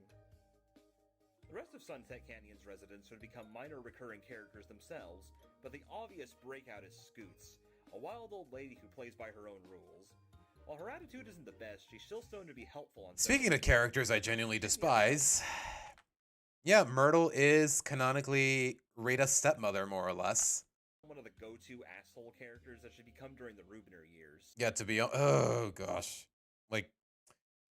Like I get it, she's more or less meant to serve as an antagonist and the occasional running gag, but she is really bordering on being just as obnoxious as Flip, at least in my opinion. Heading back to the house, the pets had another strong year.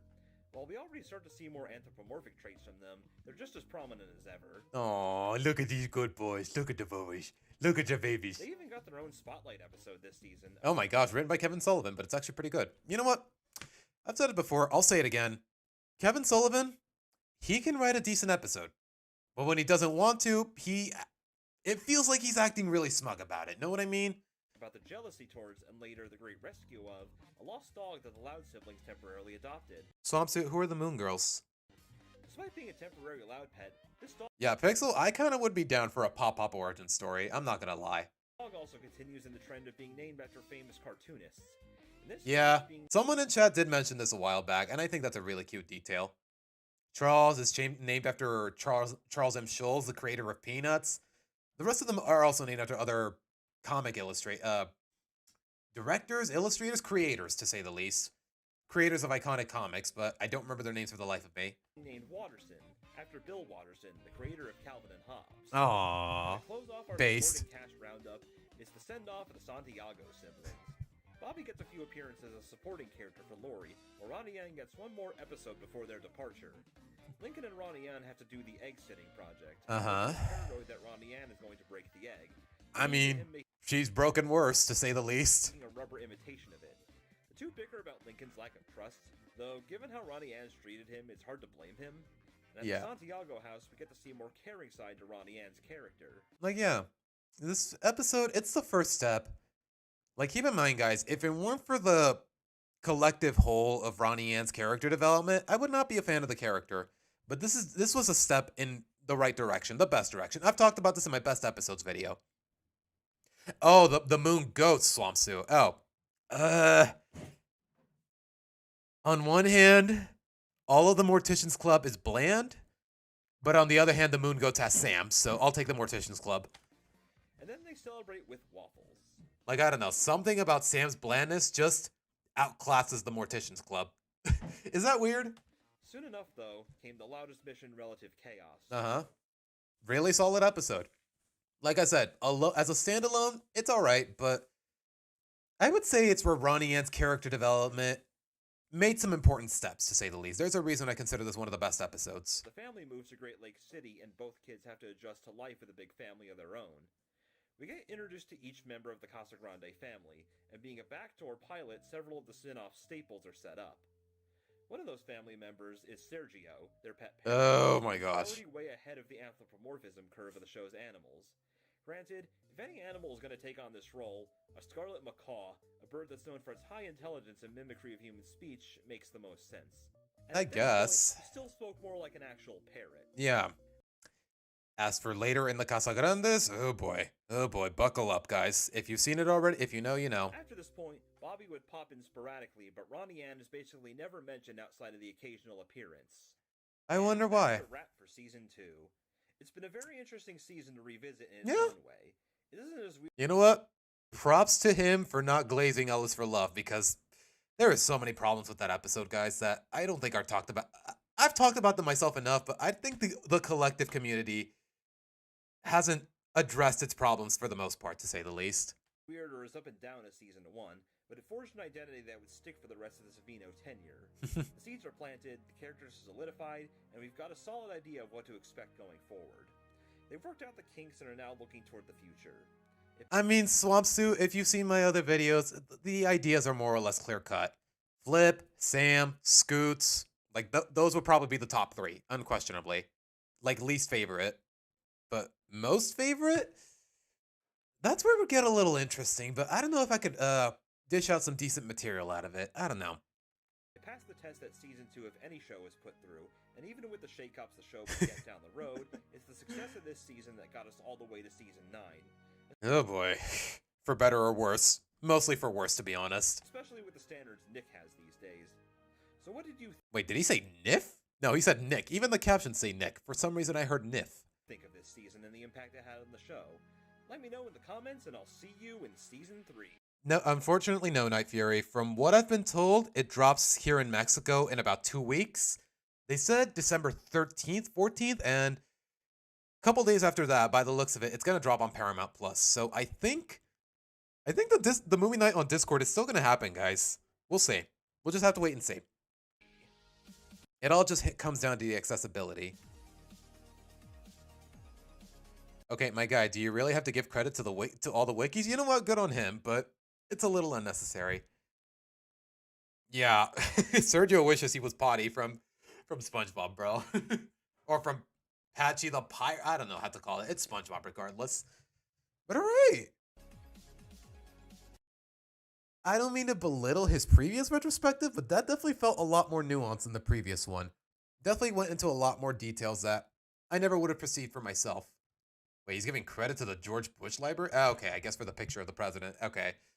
And you know what? That wasn't bad. I really digged it. I digged it a lot more than his first retrospective. Like, honestly, that just felt like it focused on a lot of ideas that I was either A, already familiar with, or they're not really worth such a riveting discussion. Know what I mean?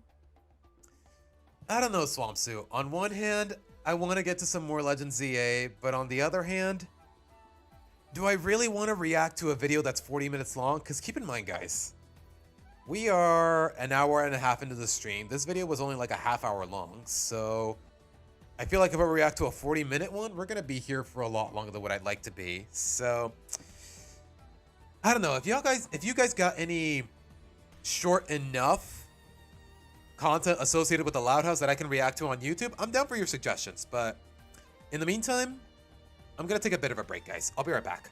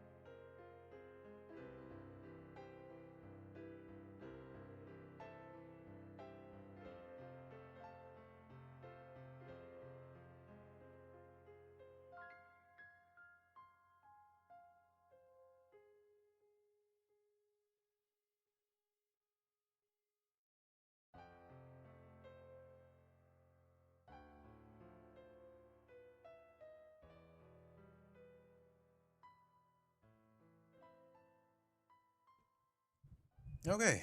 Alright, guys. You know what?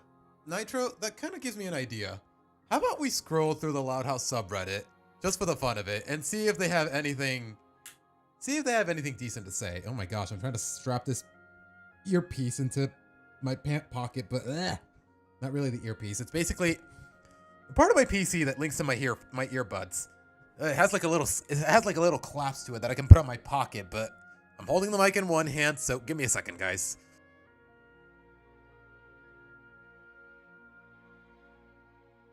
Yeah, swamp suit. I don't use this term often, but Reddit is like 90% misinformation.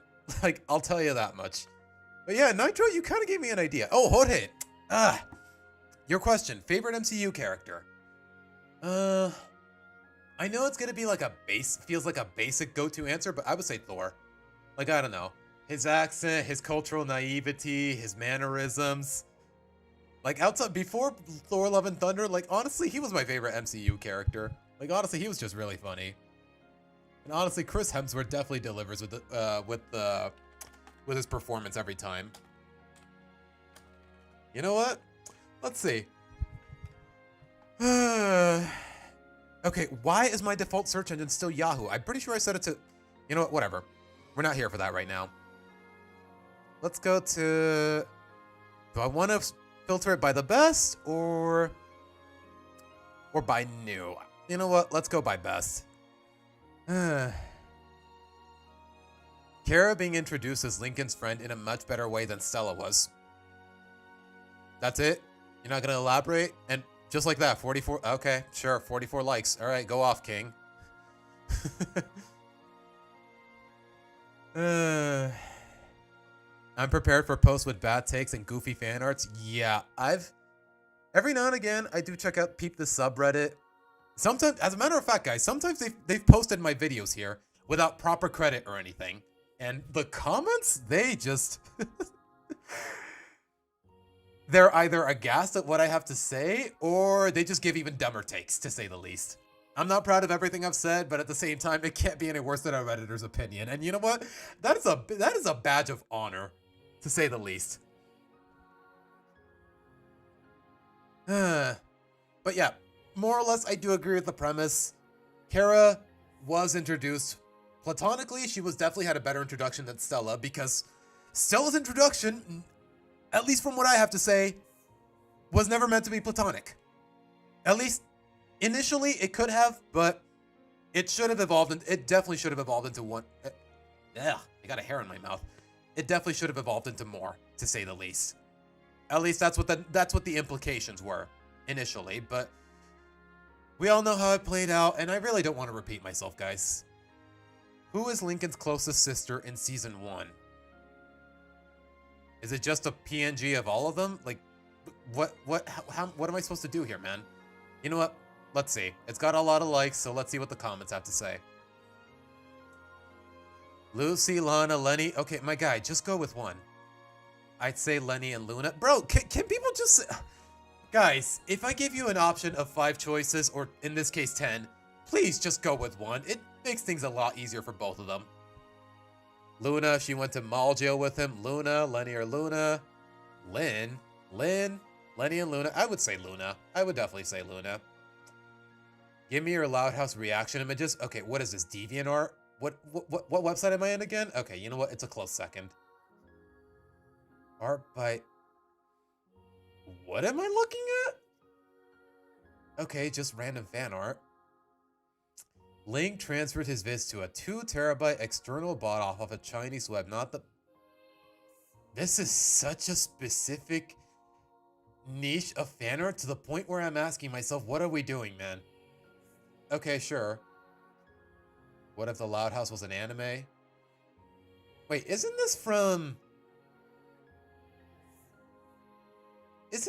one of those shorts that got uploaded to YouTube? I don't remember exactly what it was called, but yeah, this is official artwork, guys. Yeah, okay, I remember this.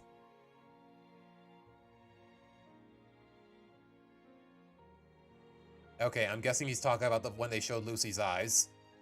To be honest, guys, I do get spoiled on the fact that they showed her eyes, but at the same time, I don't want the context for the spoilers. I know the spoilers are probably going to suck, but I don't know, man. How are they? How are they choosing Lynn? I don't know. I'm guessing because of Space Invaders Nitro. Not feeling comfortable around here? Well, get used to it, Swamp Soup. That's Reddit for you, man. That's Reddit for you. What do I think Kara's ethnicity is? Do we really care, guys? Like, I don't mean to undermine whatever character development, whatever the character of Kara is so far. Or should I say the Kara Ector? Okay, that was dumb. That was dumb even by my standards. I don't know. Do I really, should I really concern myself with where this girl is from? Like, the only reason we know Stella is Filipina was because one of the writers said it behind the scenes. Not because of any implications in the show. So do we really care? Turkish, West Asian, Canadian, Native American, I really don't care. I don't think it was even Kevin Sullivan, but yeah. Nitro, he's the only one who ultimately gives too much of a damn. A doodle of Fifi getting what she deserves? Yeah, we know she got apprehended. Okay, sure. After almost 10 years, Lucy's eyes were finally revealed. Okay, for those of you who haven't seen Naughty or Nice, I'm not going to spoil this for you. But then again, the text in of itself is a spoiler, so I kind of wish this wasn't ruined for me. Luna comforting Lincoln in bed. One of the things okay. I guess it's really sweet art, but it feels a little cheap without the context. I don't know, man. I guess it's innocent enough. Your random thoughts on Meryl for wait, her last name is Farrell? Okay, I will say though, this moment from what was it, season 5? It was really funny. I'm a bootin', I'm a scootin'. Was it even her? Am I thinking of the right moment? I don't know, man. It was one of the two twins. And yeah, okay. On one hand, Reddit is being creepy. On the other hand, there's not much else to say.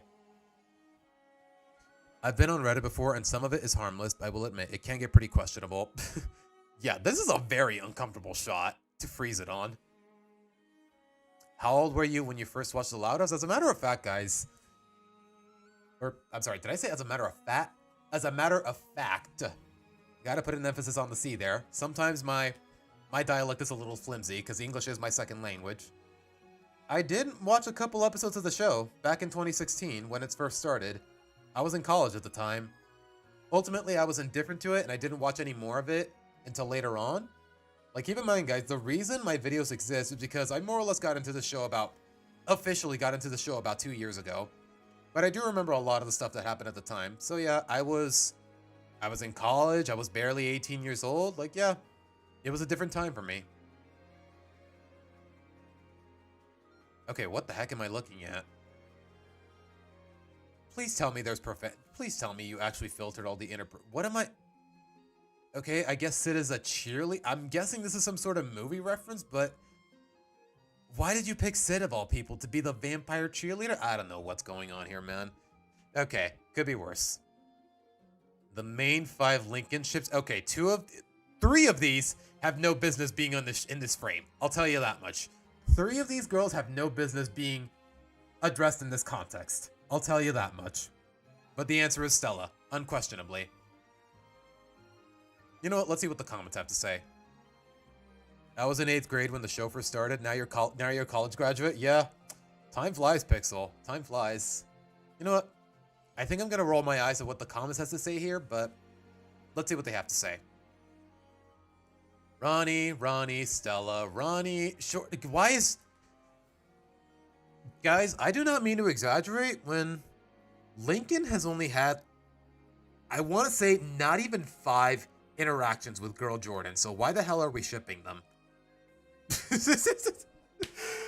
What is with the internet, man? It's their mentality sometimes is just so shallow. Know what I mean?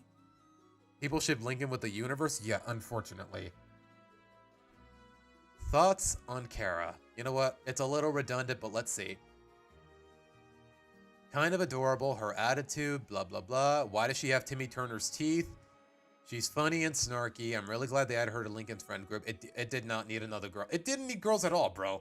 Like, get the identity politics out of your head. It's really that simple. Nothing against her, but adding a 7th character to the group is kind of dumb. Yeah, that's one complaint I definitely had. Like, the cast definitely feels a lot more cluttered, let alone Lincoln's friend group, which doesn't really even have an official name, even in this day. Wait, where's this shot from? It's actually kind of funny without context, but where's this shot from? She's like, yep, everyone I live with is insane, even though it's... in canon, it's kind of the other way around. Lynn is kind of a sociopath if you think about it, guys. Any woman that even just looks at Lincoln gets paired with him, it's so dumb. Yeah, that's definitely a glaring issue with this fandom. Luna comforting Luann. Aww. Okay, they're a little younger. She's using one of her puppets. Okay, that's really cute fan art. You have to wonder why she's... You have to wonder what the context is, but at the end of the day, it's just fan art. You know what? If I had a Reddit account, which I do, but I just don't use it, this would definitely get a like out of me. It seems innocent enough. Like, they're actually respecting Luna's original design before she got into rock and roll with the long hair and the skirt. That's actually really cute. Like, it's consistent with the lore. It's a simple but wholesome moment. Can't hate it. Which of the kids do you find impossible to hate or dislike? Lenny, Luna, Lana. Nope, Lana grosses me out way too much. Luna, my problems are not with her. It's really her dynamics with other characters. Sam. Lenny. Can I say she's dumb to the point where it's genuinely aggravating and unrealistic? A little bit. A little bit. But on the other hand, for the most part, it's innocent enough, and it's actually really funny. So, yeah, I probably would say Lenny, by default. And also Lily. Yeah, okay, you know what? This comment is onto something. Also Lily. Which loud am I most like? Okay, you know what? I'm not gonna be here to do pointless trivia. Lana dressing... Wait, that is true. She did technically dress up as Abraham Lincoln. Lincoln. That's okay. You know what? That definitely gets a like out of me. That's clever enough. No, guys. Why? Okay, one. Why is Sid's whole body the size of Lincoln's head? Secondly, why? Why do people ship Lincoln with every female in this franchise that breeds? Genuine question. Like, what is the point? You know what? I guess that's what you get when you just can't bother writing a decent love story, even though you had a perfect setup. Stelican is based. Moving on. You know what? I've seen this artist around on Twitter. Some of his artwork is a little eccentric, but you know what? Not bad. Lisa grown up, Todd getting all these upgrades. You know what? That's cute. That's cute. Oh, she's 18? You know what? Even for a smartass who doesn't care about staying in shape, more or less, you know what? She is aged very gracefully. I will say this. Ruhisu, he knows how to draw. I don't agree with him on everything. And some of his art, not really the art itself, just the ideas behind it, they're kind of cringe, but you know what? He draws well. I'll respect him for that. Seriously, this is still perplexing me. Yeah, he knows how to draw. It's just some of his takes are not that... I don't agree with a lot of his takes, to say the least. Doesn't this show how strong of a character Luna is? If the worst thing about her has nothing really to do with her at all, more or less. It's not really a problem with her character, it's just the way it gets handled when it involves Sam, to say the least. But I've said enough about that in the past. Okay, you know what? That is cute. Lincoln getting his own float at the Macy's Thanksgiving Day Parade. You know what? I dig that. That's good. The good stuff. Lincoln will be bald when he Maybe? Keep in mind, guys, balding? Sometimes it's not genetic. It doesn't come naturally. Sometimes it's just a result of stress, to say the least. So, maybe, maybe not. Like, I don't know. I don't think we're ever going to see a grown-up Lincoln. And on more than one occasion, they might do like a one-off time skip episode. Like, I don't know. It's a common practice in slice of life shows. Hey Arnold did it. No, not Fairly Odd Parents. What's that other show that I'm thinking about? I don't know. Chowder did it, although it's not really slice of life, to say the least. Random thoughts on Morag. I haven't seen Naughty or Nice yet, but definitely my least... Out of the 3 Loud House movies, she's still my least favorite villain of the 3. Why is her butt so big? Such a one-note villain. Not exactly my favorite. I love that her villain song is acknowledging that she knows it'd be easier to simply spiel to the Louds about their antics and how they're driving her crazy, but she decides it'd be more fun to kill them. That's... Even for comedic purposes, that's just way too petty. Lincoln has Rita's side of hair genetics because Pop, he should be fine.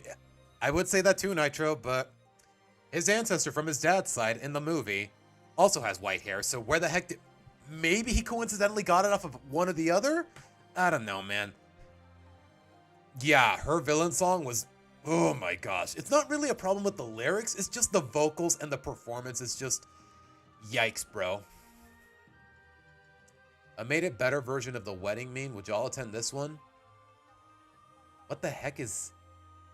Okay, guys, I really hate it when pictures are basically just...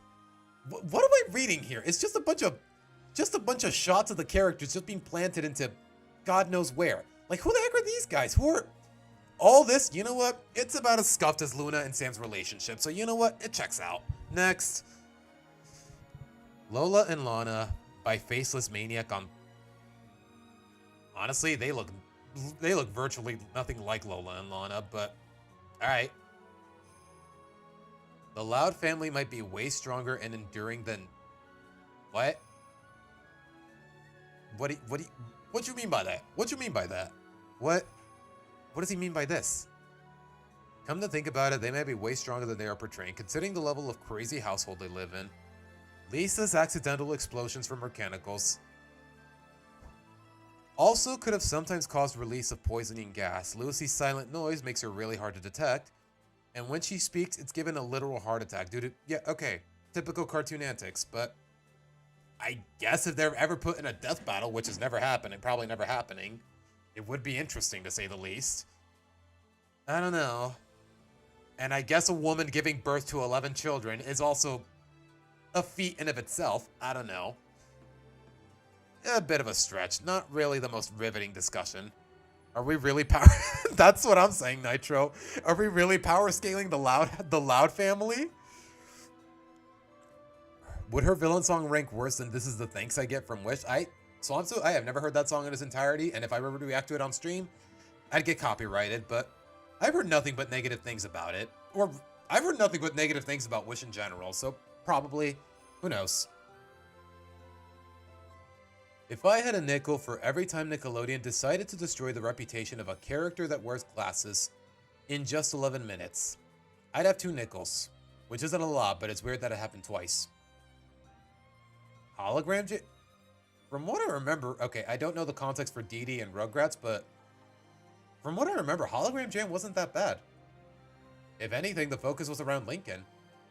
Like, yeah, sure, Lisa Maiden signed a contract where she can't take any of the blame for his antics, but I've seen worse. Especially in this franchise, I've seen worse. Okay, this was okay, yeah, okay, we are definitely delving into really outdated posts, to say the least. Yeah, this is 25 days old, long before the movie dropped.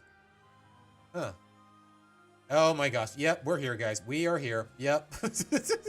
Somebody said in chat earlier, get ready for a lot of poorly made art, and yeah, I think we're there. I'm just gonna skip it, guys. Aside from Lincoln and Lori, which Loud do you think is the closest to Clyde? Huh. That's a good question. Never really thought about it. It's not really a character dynamic I'm fixating on. Lincoln versus Goku? Yeah, Tails. It's... Calm down. It's not... Yeah. There might be power scaling, but he's not that overpowered. Calm down, bro. Lenny, maybe Lenny or Lola, Lenny or Lana, Lenny, really? Why are so many people saying Lenny? I guess Lana makes sense because of that one episode where he's teaching Clyde to learn how to be a big brother and he saves Lana from the tree, but what more than that? Some of these posts are frying me. Yeah, Nitro. Full disclosure, guys, I should probably put a disclaimer somewhere on the layout. We're probably going to lose some brain cells the more I keep at it here. So yeah, we're not going to do this for much longer, but let's see what else we got. Which character would be more fitting for each lantern spectrum? Do I really care, guys? Okay, sure, what the heck. Willpower for Lincoln, I guess. Lucy for fear. You know what? No, this is too dumb for me to think about it. Who likes CJ Casagrande? Is this real? Is this really? I don't know, guys. Like, when it comes to other subreddits that have actually piqued my eyes at, like, say, Gravity Falls, of other popular shows like Gravity Falls, like, they actually talk about the lore, they talk about the characters. Here, it's just fan art or just, hey, do you like this character? Like, I don't know. But you know what? Let's see. I've made my opinions on CJ clear before. He's innocent enough. He's tame. Like, the show definitely doesn't glaze. Okay, it does glaze him here and there, but it's not too problematic. Like, he definitely feels like a realistic depiction of a child with Down syndrome. And you know what? I dig it. Cutest member of the Casa family? I do. One of your favorites. He's a good autistic representation? Doesn't he? Are Down syndrome? Okay, you know what? I'm not too familiar with the medical semantics, but yeah, okay. Down syndrome and autism are not the same thing. Okay. I was thinking that maybe Down syndrome is a form of autism. You know what? I don't know, man. I'm not gonna get into it. Liam's future. What the No, just okay. Sure, whatever, man. I can't stop you. It's dumb. But I can't stop you. Oh gosh, man.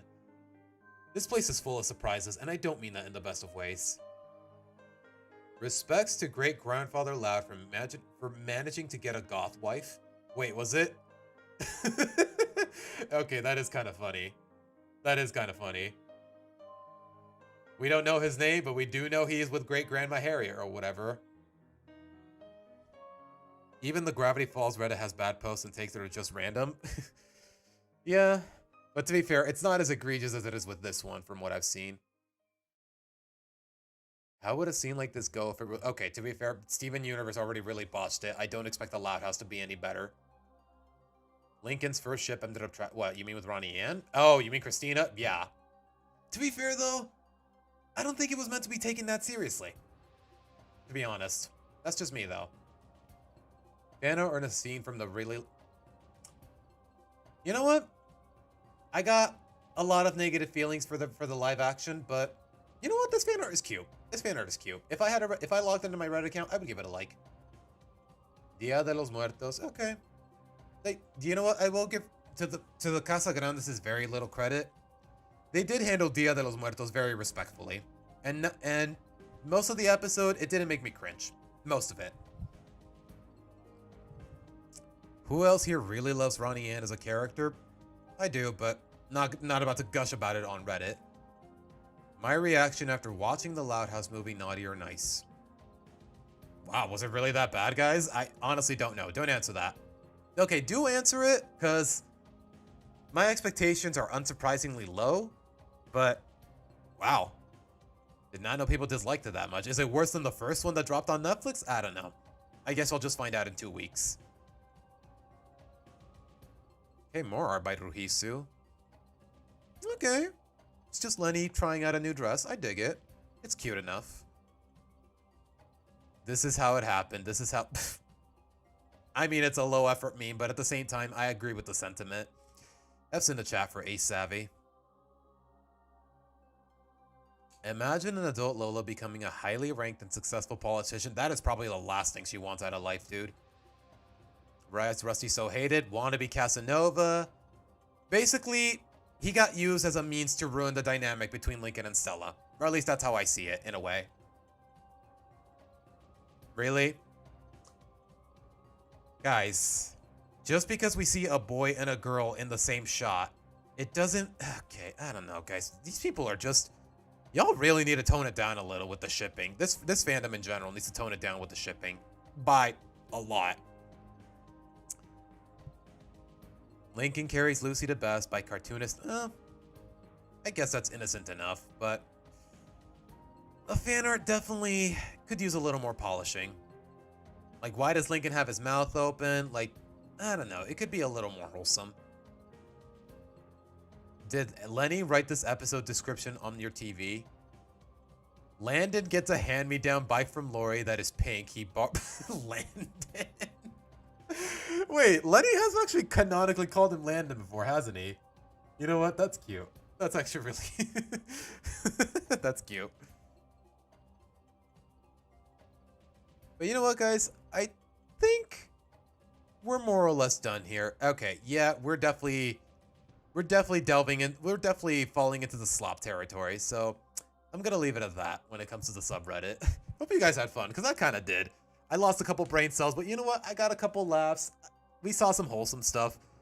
But for the most part, yeah, what the heck were we doing there? But alright, guys. I think for now, we should switch it to some Legends EA. So, if y'all want to stick around, then it would mean a lot to me, but ultimately I can't stop you guys. But with that being said, I got to set up the Switch and whatnot, so I'll be right back.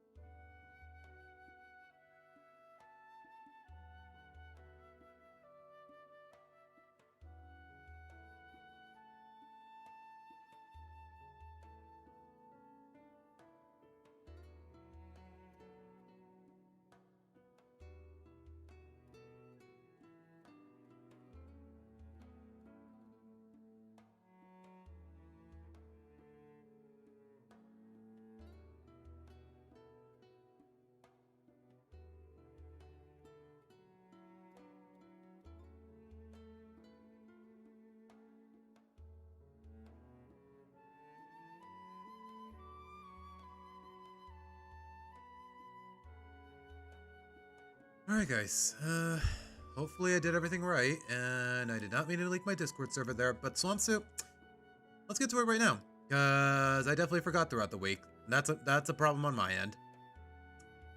I'd like to believe it's still here, but let's see.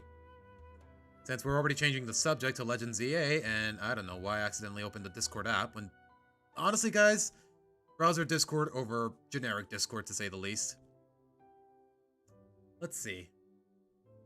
Embor and 10, Embor, Delphox, Drampa, Phalanx. Delphox, I agree, definitely feels like a complete upgrade from the original. Like, I don't know, the torch, you know what? Let's look at it. Spoilers for Legends EA, by the way, guys, if you haven't finished that game. I mean, I'm only saying that because the game's been out for a month. Like, I don't know, this definitely feels like... Oh my gosh, why is it Yahoo, man? Where the heck is Google? Ugh, gosh.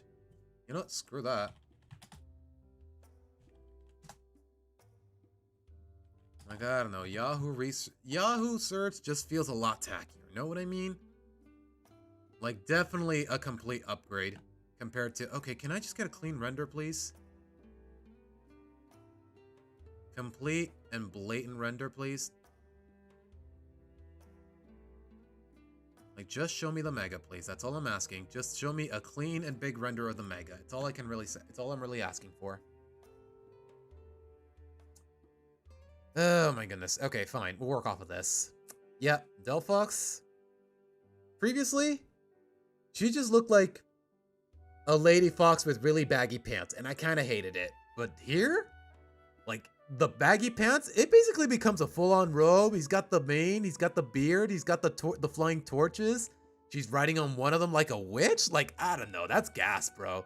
That is so gas. That's just me, though.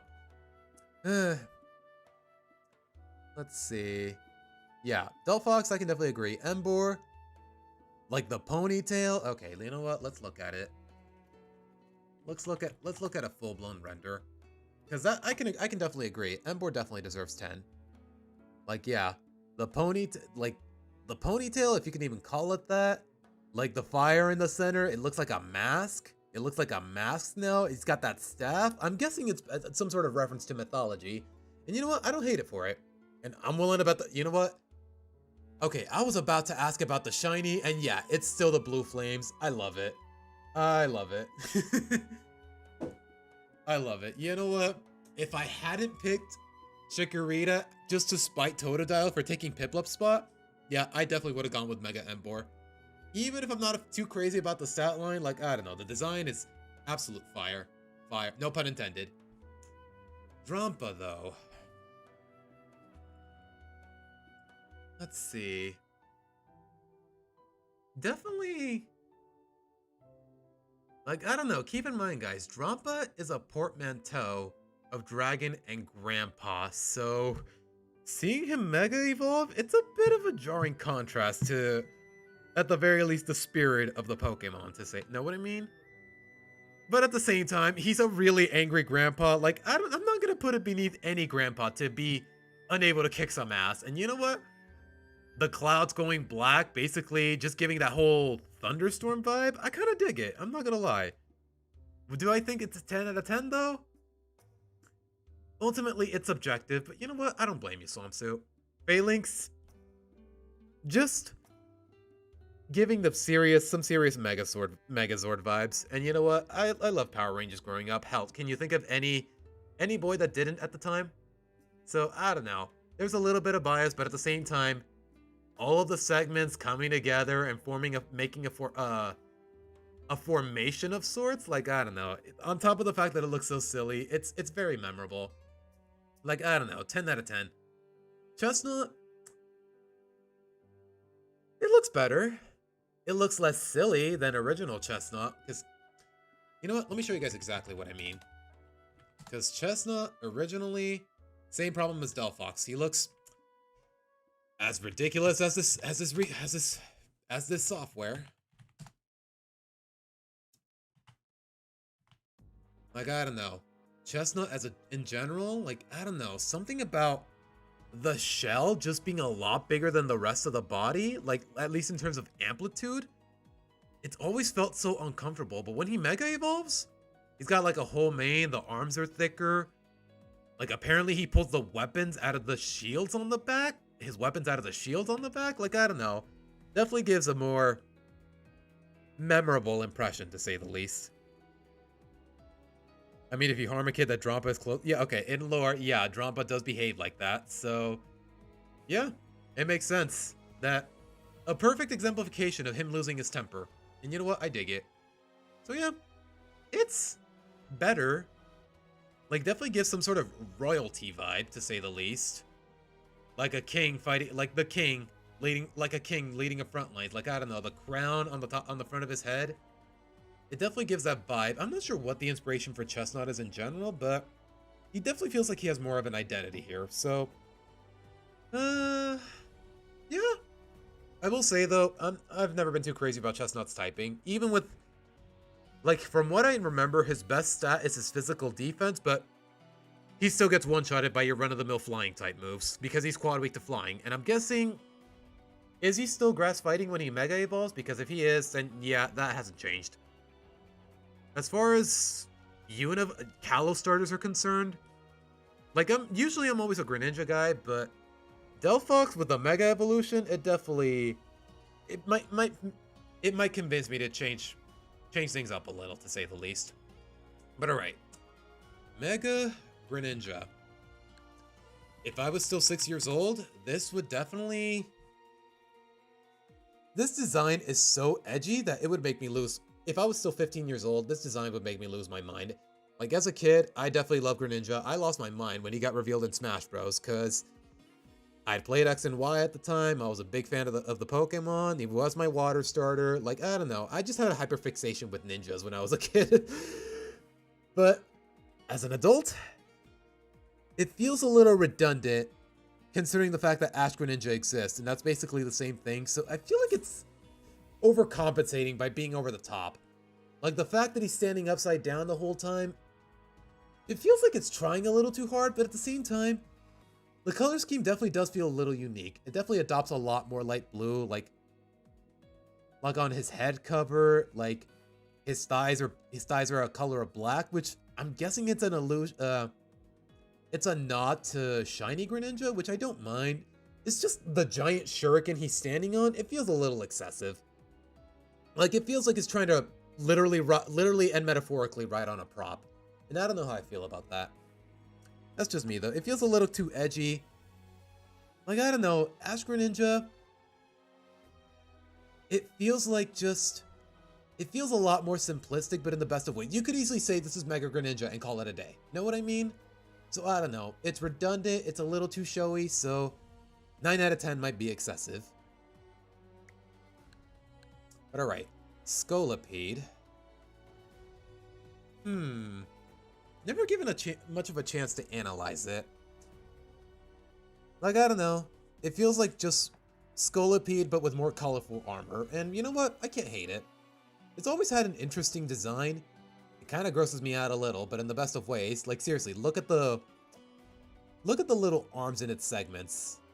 Like, something about it just always rubbed me the wrong way, but it's a very imposing Pokemon, to say the least. And honestly, the Mega... I don't know, it feels like they just slapped a bunch of armor on him and called it a day, but to be fair, it is really cool looking armor, so...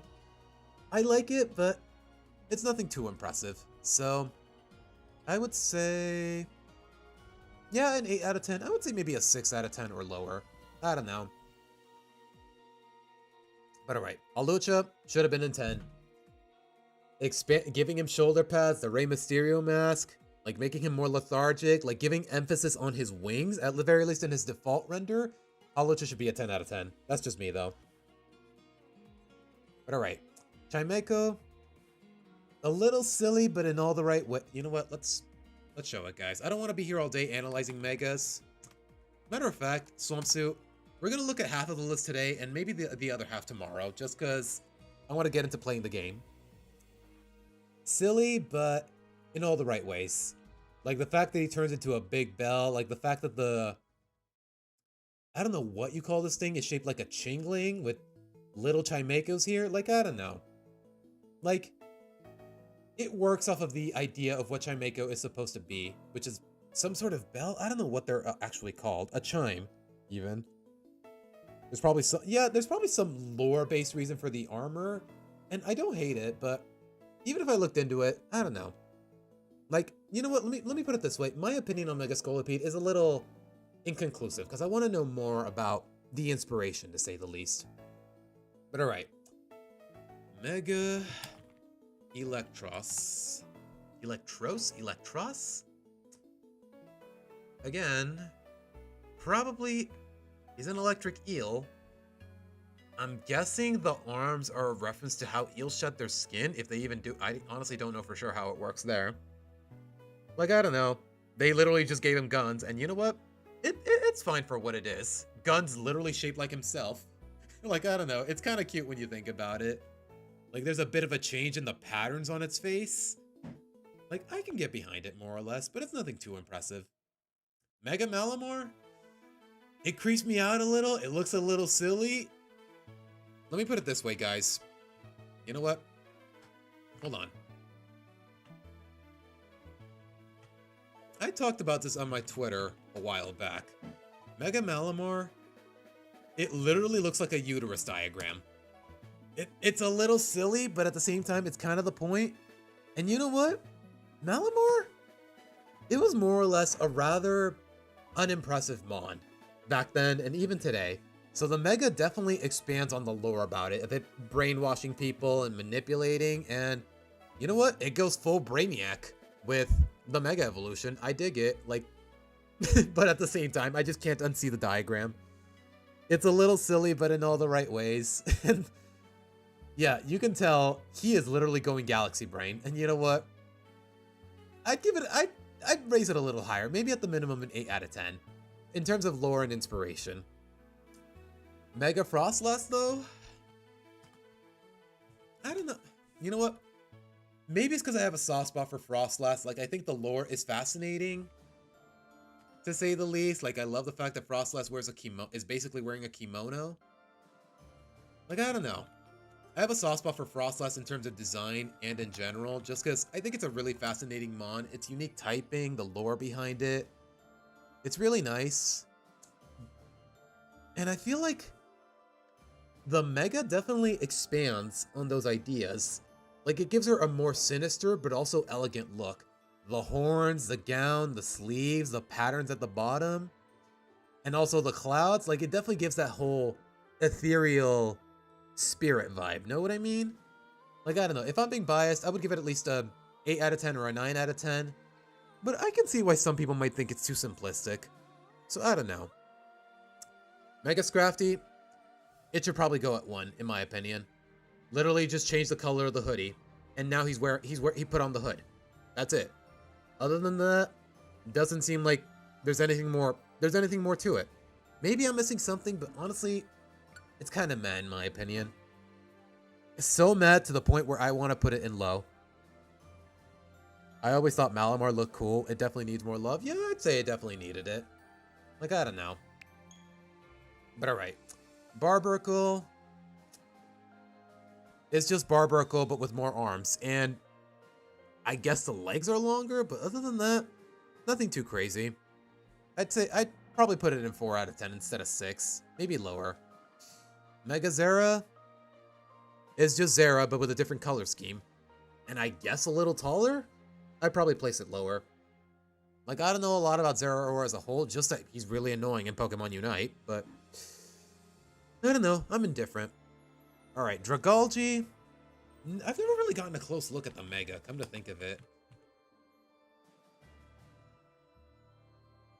Like, I don't know. Like, Dragalge's design as a whole, like, I'm guessing he's supposed to be some sort of cursed seaweed and whatnot. Like I don't know, a seahorse with seaweed? I don't know what Dragalge is supposed to be. A dragon, algae, but he's a seahorse. He loses his water typing. Like, Dragalge as a whole is just all over the place when it comes to typing, lore, and design. So, I don't know. Does the Mega expand on it? Like, I guess it's more or less adopting a literal horse mentality, like a land horse, more or less. With the mane on its head and whatnot, like the antennas. I'm not sure what to make of it. I think Mega Barbaracle fits the uncanny vibe and turns him quite spooky, I guess, but is he meant to be spooky? It's not exactly a ghost type by any means. Scrafty so low, I wouldn't put him in 1 out of 10. Like, okay, in terms of an upgrade from the original variant, it's just too simplistic. Like, okay, his clothes are white now and he's wearing the hood. That's it. It's just way too simple to the point where it's really unimpressive. But alright. We'll save the other half for later, Swampsuit. For next stream, hopefully. If I don't forget. You know what, you can always just remind me, and I probably will get into it. But alright, guys. Let's get into some more legends, shall we? Okay, for some reason... Where the heck is my capture card? Okay, am I on the right tab? I should be, but let's see.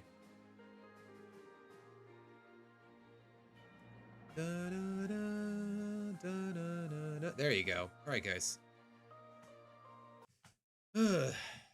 Alright.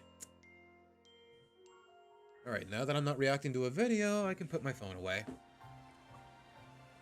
But alright, guys. Now that I'm actually on stream, I really don't feel the need to grind anymore, so let's get to the tournament, shall we? Okay, I will say this though, guys. I did get a bit of a glimpse at Jacintha's theme. And yeah, it's pretty fire. I want to hear the rest of it in-game. Just be full warning though, guys. I might just get off my chair and start dancing to it, just from what I've heard so far. But alright. I'm facing Ivor now, so I guess I should lead with Meganium and maybe save beforehand. I don't know. Okay, we have Alfred, we have Jake. I just need a lot of decent counters to fighting types, but I really don't have more than just those two. Aww. Oh. Look at Yaska. Alright, let's do it.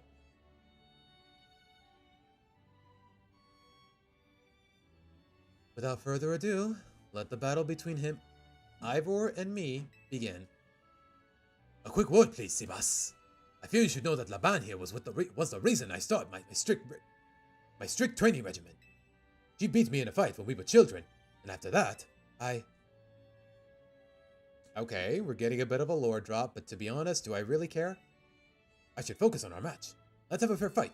Yes? Wait, like an actual fight? Like person to person or a Pokemon battle? I will say this though, guys. I did listen to Ivor's theme off screen, and yeah, it's pretty catchy. Definitely gives that energy. Oh, great. I'm leading with Fairy type. You know what? I'm just gonna evolve right off the bat.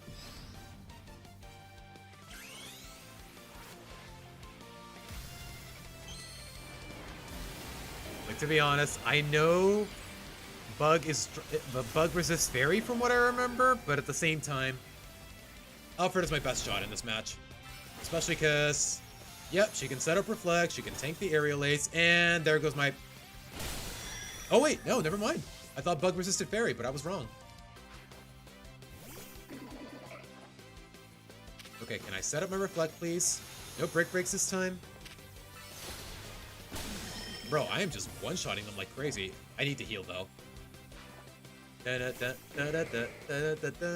This team is really catchy, guys. I will say that. Wait, how much HP does she have? Okay, I do need a max potion.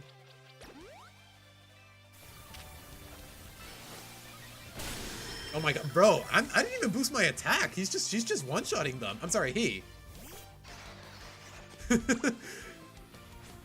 Alright, let's see it. Let's see the boys again. Let's see the Megazord. Wait, I just realized.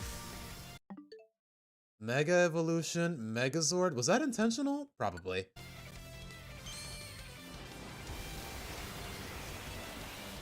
Look at the silly little guys. Look at him.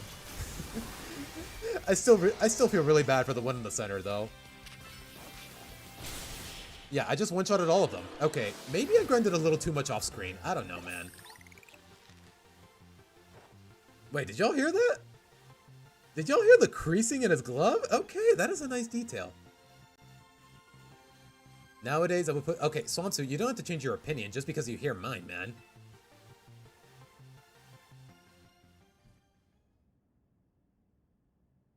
Yeah, I'm a big fan of Mega Frostlass, and I don't like Scrafty, but don't let my opinion get the better of you, man. Stand your own ground. Like, give me, like, at the very least, explain to me why you like Scrafty, to that degree, to say the least. Your power was too great for my justice to crush. Now that I am stronger, I thought I could defeat Levan and thus heal from my past trauma.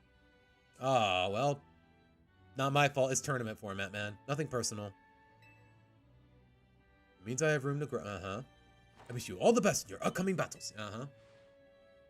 Another outstanding battle. Thank you for that performance, Seabass and Ivo. I do hope the remaining battle for this round will be equally enjoyable to watch. So who next? Oh, I'm up against Corbo. Dear friends and honored guests, we have arrived at the end of round 2. The winning trainers this round were Kobo and Seabass, which naturally means they will be our competitors in round 3. Once you are ready, please speak to Leban on the court. Okay, okay, I remember Corbo had a Gyarados, which means I should probably bring, it's time to bring Brady back. Oh gosh, he's only level 50. Poor little guy is severely underleveled, but... wait, why do I even have Yune here? You know what, a couple rare candies can't fix. I like to believe I've stacked them up a little. Let's try... maybe 3? And maybe the large one. I don't know. Let's at the very least get him to level 53. Just like Eleanor. Okay, that did the trick. Barely. One of Brady's moves became a plus move. What, Thunderbolt? Or... you know what? One Thunderbolt should be able to one-shot the Gyarados. He's not a Mega, so... wait, do I have the Mega Stone? You know, at the end of the day, I'm not going to evolve Ampharos, so... because his team is mostly poison types. If anything, I'm going to be leading with, I'm going to be leading with, what's her name? Julie. I know, but I do it because I myself changed my opinions. Scrafty is clearly better than some others, and I like the hoodie idea. But it definitely could have been better and more unique. You know, at the very least, you're explaining your position, Swampsuit, so you know what? I can respect that. But alright, let's do it. You know, I should probably save beforehand in case I screw this up. Oh, by the way, guys, yeah, I ditched the grandpa sweater, and I changed my pants. Are you happy now? You gonna stop judging me? I just realized the capture card is crackling a little bit, but I can barely hear it, so it's not that big of a deal. Okay, never mind. Now it's really bothering me. Let me reset it. Give me a second, guys.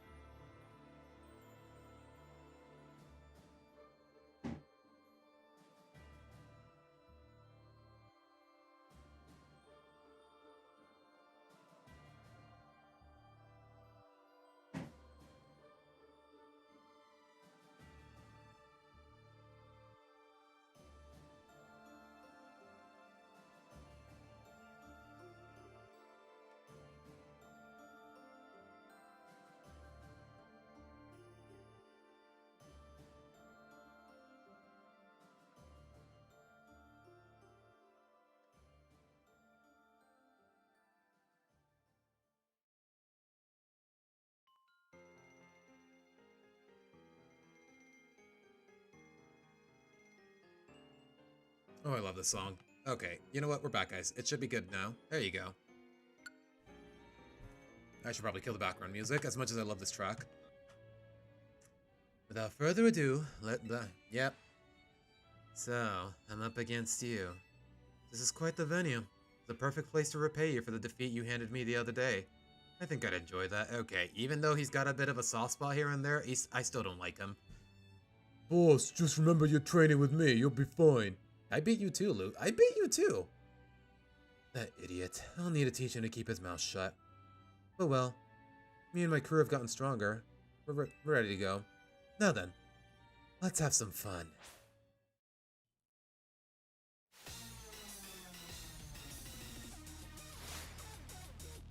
Uh-huh. Sending out the... every time I see Arbok, I just immediately think of Jesse's Arbok saying, Shambakat! I do a terrible impression, but still. And he knows Fire Fang, and he already burned me. Great. And he's poisoning me. You know what? At some point, I should stop running so many Mega Stones and maybe run a berry here and there.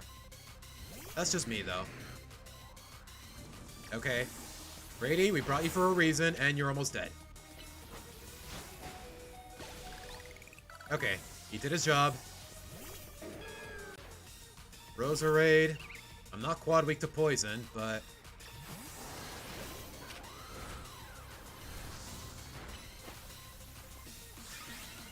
Wait, why are you Giga Draining me? Just Sludge Bomb me again. Poser. Alright. For Scolipede... Yeah, I think I want to go... He might know Earthquake, so I'm gonna go with Jake here. You're our last chance, but this is where the fun starts. It's kind of a sadist the more I think about it.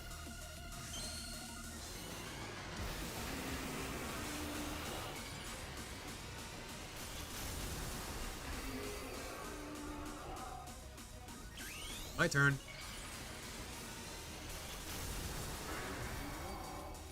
I will say though, guys, I know Charizard X is so pandering with the... It's so pandering to to younger children, like the blue flames, the black coloring, the blue. Like, it's just so edgy to where it feels pretentious, but at the same time, I can't help but love it. The design is just fire. Finally has that dragon typing. He's got everything, man. Yep, he knew freaking Earthquake. I knew it. Yeah, Julie would not have been able to tank that, to say the least. Also, she was burned, so... As for Barbarcle and Frostlass, I now like them even more than before. Barbarcle is wonderfully weird, and Frostlass is clearly a bit more than just stretch long, so you know, great. I'm glad I could change your mind about Frostlass. I'm still indifferent about Barbarcle, though, to be honest. I got every moment of your battle from my VIP courtside seat. Okay, did you have to mention it was VIP? Thank you for your truly spectacular performance. The trainer who has fought all the way to the top of Le Super Tornade Jacinthe is my personal favorite. Okay, you know what? Think of me what you will, but I think very little of you, lady. They went with both. You can use one or the other, Tracy. I just went with X because it's more practical in my playthrough.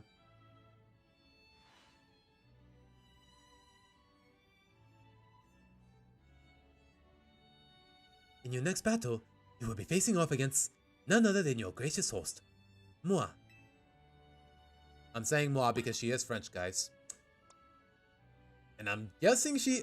You know what? I'd be lying if I said I didn't know what Mega she had, guys. And just from that alone, I can guess what type she's running.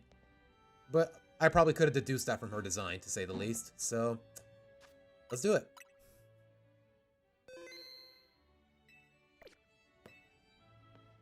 The time has come for you and I to battle, my dear Seabass.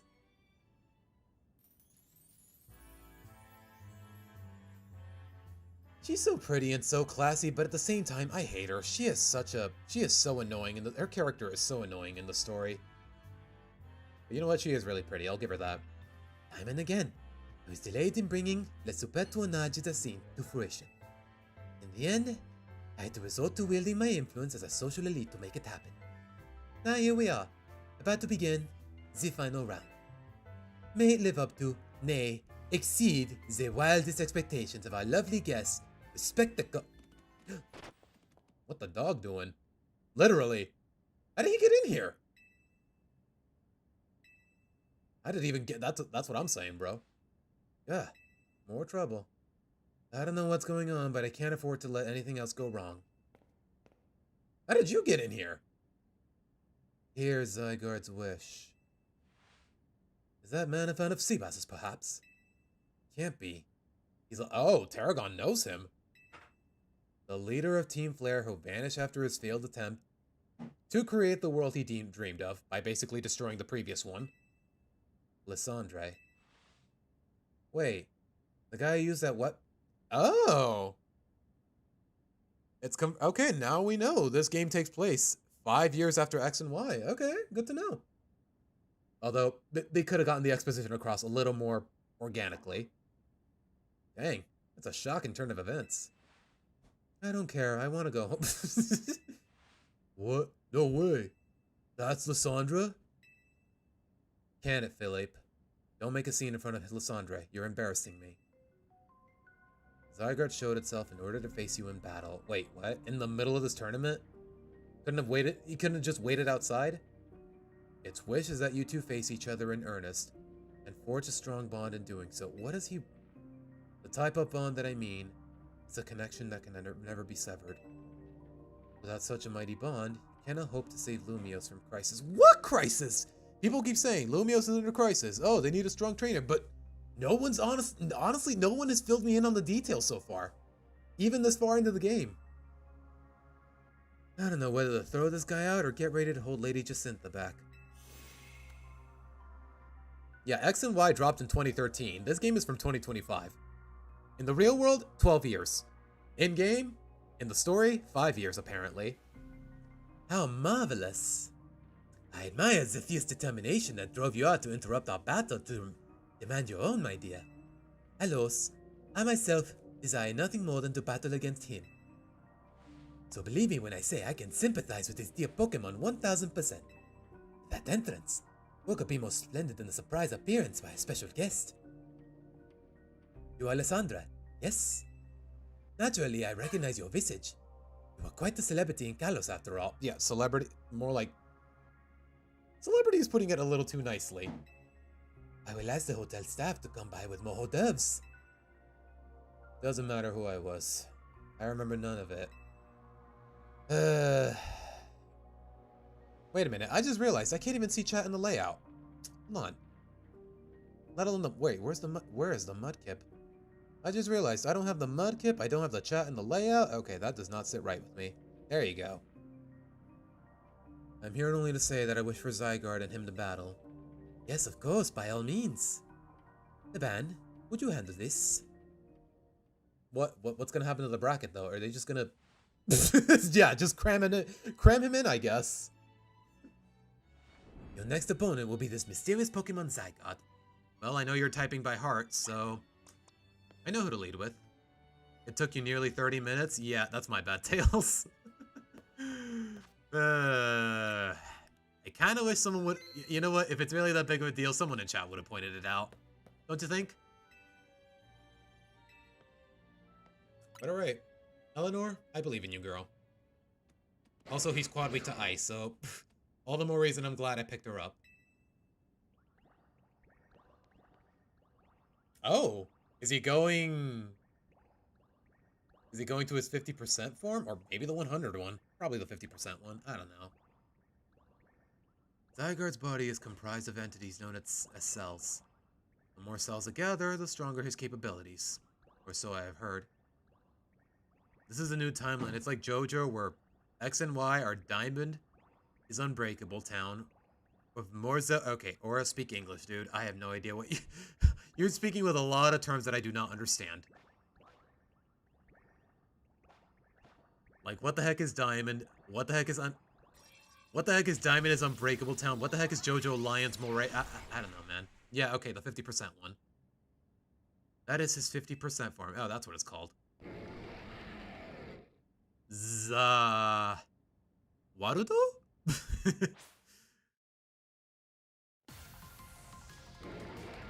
Uh-huh. Can I catch Zygarde? I don't think so, Tracy. At least not yet. Oh gosh, I don't have Mega Energy. Okay, he's actually very tanky. We can take Lance Breath no problem, though. And I may as well heal. Nope, he's gonna kill me. Okay, no, we're good, we're good, we're good. And he hit me.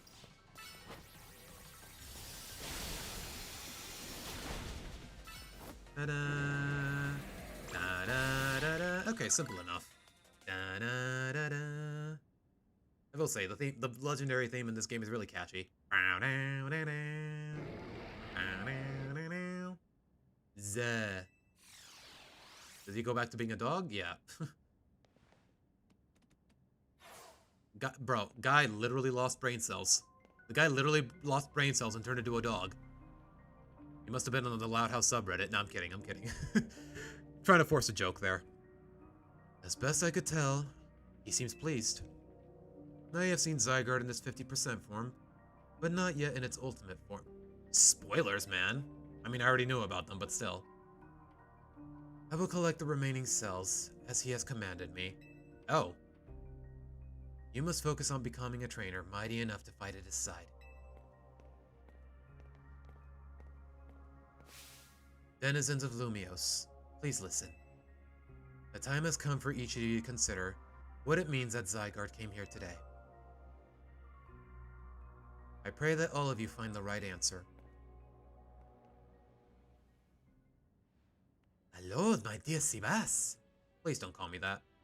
To emerge victorious from a battle against a surprise challenger, you truly are exceptional. Now, it is time for the undeniably incredible Seabass and the exceedingly incredible host of this terrific tournament to begin the final round. But it is not merely the final battle, it is also our promotion match. You know, if she wasn't so annoying, I would say she's really pretty. Who am I kidding? She's really pretty anyways. I hope that all of you gathered here are ready to witness the riveting resolution of today's event.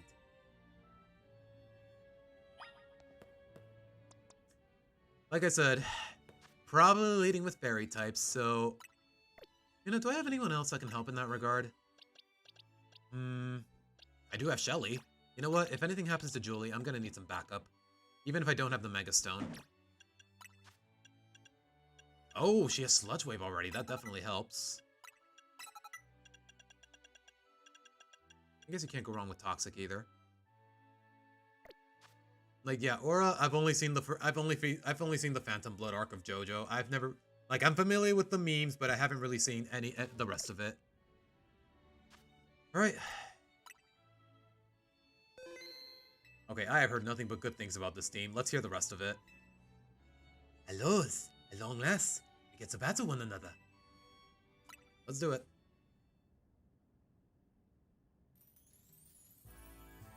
What a tournament it has been. So eventful. One might think it had been going on for years. Now here we are, after so many twists and turns, at the conclusion of this momentous event.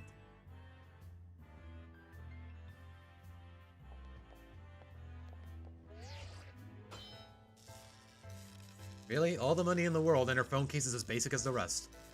Huh. Interesting. How glad I am to have entered the ZA Royale. That allowed me to cross paths with some of the greatest trainers in Lumios, including you. Thank you. Once I reach rank A, I will make it my mission to bring happiness to the people of Lumios. Yeah, you really haven't done that for me. To do so, I will make each and every one of them into the strongest trainer that can be. For that is my duty as a socialite. Let us begin our promotion match in the conclusion of Le Super Tournoi de Jacinthe. Maybe a battle worthy of the occasion. Alright, let's hear the theme. I've heard like the first couple seconds of it, but let's see. Yeah. Okay.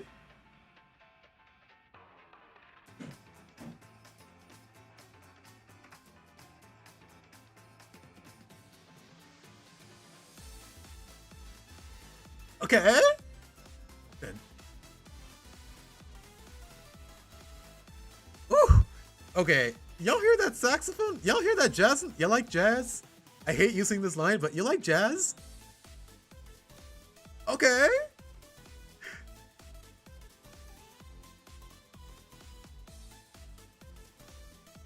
Oh, come on, Aura. Come on. It's catchy. It's something you can dance to regardless. Yeah, I guess for boss music, there's something. Okay, bro, you are... Nah, you were getting clapped. You are getting clapped. I don't even need the sword stance yet. You're gone. Yeah, all the defenses in the world, you're still quad weak to steel, man. Alright, Julie, get over here. Also weak to Julie. You know what? I may as well not get evolved now. We need to make an OFC tier list. Pixel, we would be here all day. Fire Fang, we tank that. Instant one-shot. Let's see. Also weak to steel. Let me guess, Mystical Fire? Nope. You're gone. Yeah, nice calm mind, bro. Y'all hear this music, though? Not a fairy type, but still still weak to steel. Also weak to ground, so goodbye. I will say, though, Auroras, I'm not a fan of the typing, but the design and the cry, very majestic. Okay. Oh my gosh. Guys, I love Clefable. I really wish I wasn't spoiled on the fact that it got a Mega, but let's look at it. At least in full glory, in-game.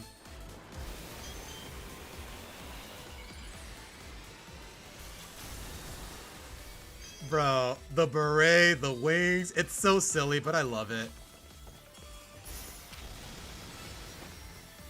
Mystical Fire. Ow. Julie might not make it. No, wait, never mind. We're good. Thank you, Swords Dance. Gosh, I want a Clefable, guys. Is that so wrong with me? Like, I know I already caught a Cleffa, but it's gonna be such a chore to raise it all the way from level 13. Magnifique! What a fine display by both you and your Pokemon. Okay, I gotta hear the whole theme in its entirety. Now that I actually hear it in-game, I gotta hear it without any interruptions. But alright.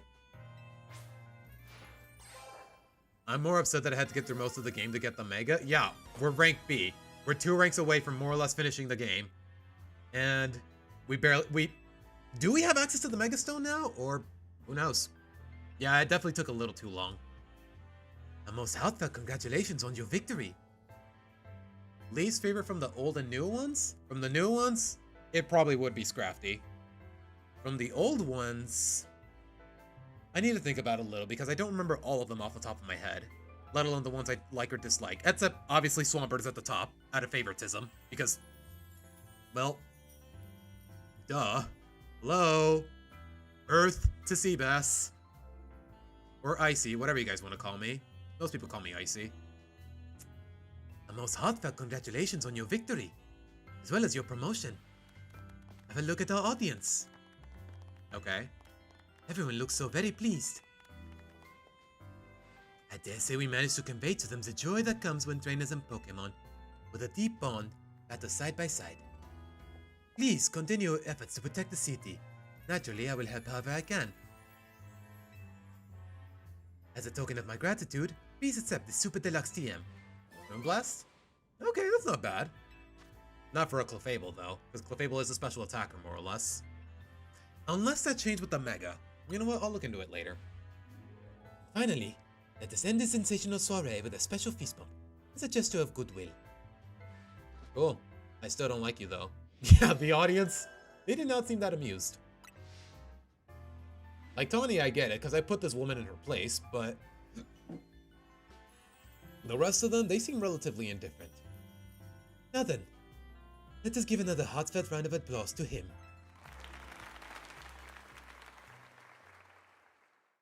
I think it's more or less meant to be a beret swamp suit, but I can see why people don't like it. I'm a little too biased for me to not dislike it by any means. And I see we're still having that curry with the croissant and... Guys.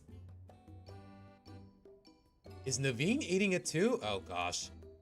Look what we did to this man. We definitely broke him. Wow. I can't believe you won the tournament and your promotion match. So you're rank B now, and I'm still rank C, but I'll catch up to you tomorrow. And how better to celebrate than my signature croissant curry? Guys, y'all have no idea how many French people I've seen offended at the mere sight of this. I thought we might not get to eat at that ritzy party, but oh well. Maybe next time. Having the same meal as always doesn't feel very celebratory, but I suppose I could have a bite. Wait, I thought you... Finally coming around to appreciate it? No, but it'd be rude of me to refrain from eating when we're celebrating. Its delights are, and will remain, lost on me. Anyways, heck of a tournament, wasn't it? I can't believe even Zygarde showed. Who's Zygarde? A legendary Pokemon and a total enigma. That must have been on its tail. For some reason it happens to take a shine. Yeah, what legendary doesn't take a shine to our protagonist, guys? Let's be real. Wait, those aren't wings? So that's why... So that's the guy we saw after we calmed down that Barbaracle. It's kind of strange, but it really likes you for some reason.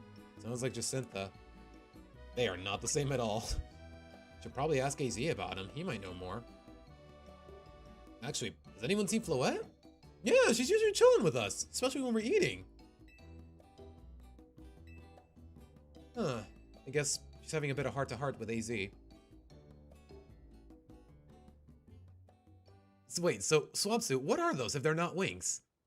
Is it part flying? Is it not part flying? I am so confused, man. You really...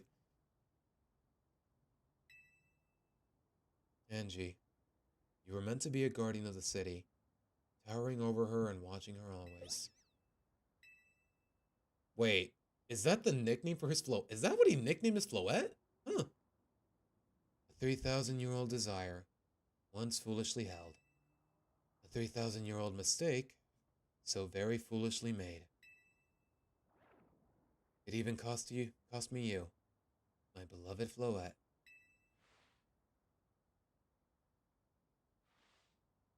Now these bright young lives must pay my remaining debts, or Lumios's future will be lost.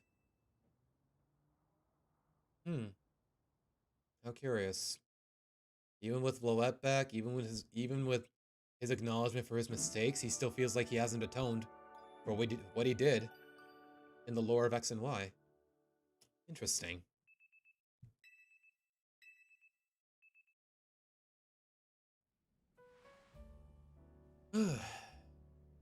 Honestly, guys, maybe it's because I was really busy at work and it definitely took a toll on me, but it feels like we really dragged out this whole arc with Jacintha.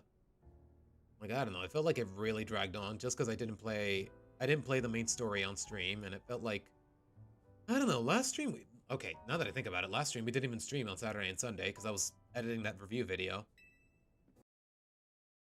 AZ? What's wrong? Prism Tower. The unease spilling from it can now be felt, even at this distance. Then it's time we did something about it. Not yet. The only one who could control the tower is Mega Floette. We will need the strongest Mega Evolution user if we're to put the situation to rights. Did you say... Again, times like these I really wish I wasn't spoiled. Not saying you spoiled me so much with that tier list, but I already knew about it. Well, I guess I got no choice but to reach the top of the Royale, prove I can handle it. You can prove that, you are still... Are we really in a position where we can afford to wait that long? I know, Floette, I know. You said last night you're still rank C, right, Tawny? Yep. And the strongest user is all but guaranteed to be him. Hey, don't count me out, I'm the leader of this team, remember? Just watch, I'll catch up to you in no time. No, climb right past him in the rankings. And then I'll make things right. Yeah, we know, girl. That's the spirit. Wouldn't be fair to just leave everything. Yep. Wait, what about the other two? Wait, more rogues? Should I come with her? Yeah, okay, I figured. Alright, guys. In a couple more minutes, I'm gonna wrap things up just because I'm hungry and... You know what? It was a pretty engaging stream, to say the least. A very fulfilling stream, to say the least. So yeah, we'll just see what we're doing with Vinny here, and if it doesn't drag on too long, that's where I'm gonna wrap things up. And you know what? I may as well end the stream at the 3-hour mark.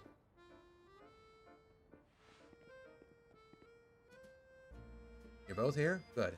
Sorry for the urgent summons. I'm afraid I do not have any answers. I was merely tasked with reaching out to you. The president is waiting inside. Oh, okay. Must be serious if the president wants to talk to us. Directly.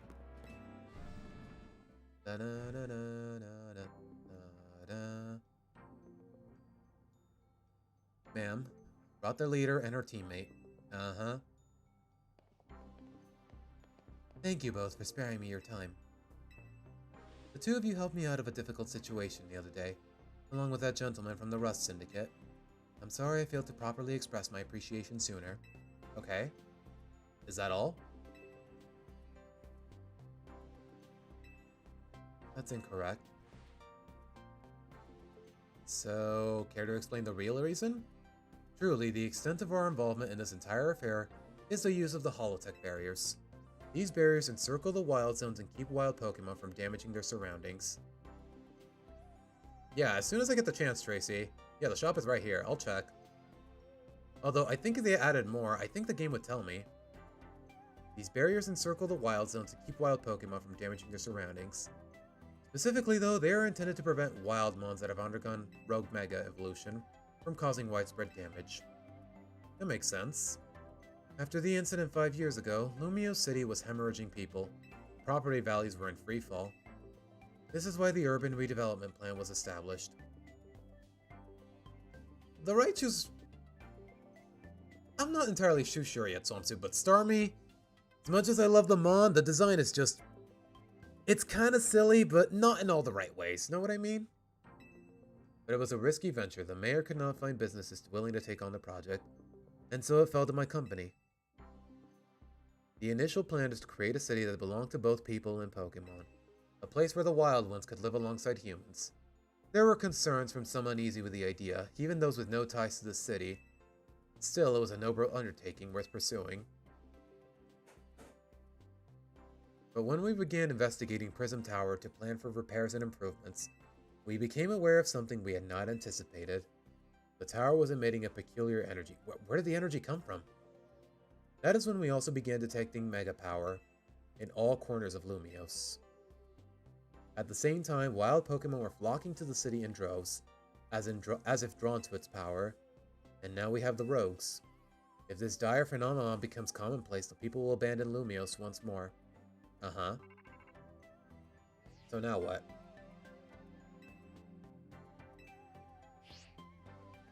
Beg pardon, man. It seems I'm being called for. If you would excuse... Uh-huh. I just realized... Wait. I just realized... Does Vinny have a bunny-eary hair tie? Okay, that is adorable, man. It is thanks to Vinny that I came to know of AZ, which also led me to your group, and to me asking so much of you children now. As if we wouldn't want to help yeah, we're glad to help, right? Yeah, we'll protect everyone, Pikachu, yeah! Sometimes this dialogue is way too corny, guys. I don't know, Swamp. I'm just not really thinking about it too much, just because I want to focus on the story. But yeah, I'm not. If I get the chance, I'll still use Mega Starmie, just because great stat line, great type coverage. But yeah, I'm not a fan of the Mega. Uh-huh. Is that all you wanted to call us for? If you don't mind me asking, that jacket of yours, where did you get it? It was my mom's. I keep it to remember. Oh. But, is it a particularly unique jacket? Why is she asking about it? I see. Forgive me, I just thought it looked familiar somehow. Yeah, okay, what's the lore behind the jacket? If you remember where you might have seen it, please let me know, ma'am. I came here to searching for someone. Your memory could be the clue I need. Now, if you'll excuse us... Please, one more moment of your time. I've just been briefed about the Oh! More Rogue Megas.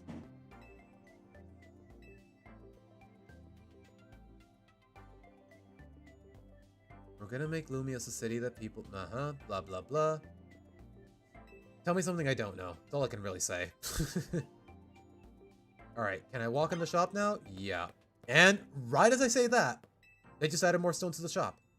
Yes, please. Okay, there's Shelly's Mega Stone. I'll take that. And if I do decide to use a Clefable, then yeah, I definitely want that too. Why not have the story around the old power plant? That is true! Yeah, the power plant in X and Y, we never had access to it, or at least most of it. And the fact that they didn't bring it back here in more or less the spiritual sequel? Okay, yeah, that is such a waste. It didn't even occur to me, Tails. I guess it was made with means in mind, Pixel, but what are the odds most people are gonna understand them, let alone appreciate them? Like, I'm trying, but it's still way too dumb. Which character from Ranma 1-2 do I like best? Or just like? I guess Akane, Jorge? I don't know, I've only seen like the first 5 episodes. I'm not really too attached to the characters just yet. The panda is kind of funny, I guess. I may have said that no one asked for them, but they did have potential. Giving Raichu some... Yeah, the Raichus, they are a little too basic for my liking. But alright, guys. I think we're going to call it there, because we're at the 3-hour mark. And you know what? It was a very fulfilling stream regardless. But I'm hungry. We got We got promoted. We had some fun with some battles. We went through a subreddit of all things. We reacted to another video. I'd say it was a pretty insightful stream. So I'm gonna wrap it up here, guys. Thank you guys so much for sticking around. As always, if your heart so desires, like the stream and follow me on Twitter for updates. I should be back tomorrow afternoon, if nothing goes wrong.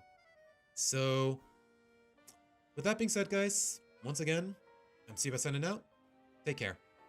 Bye.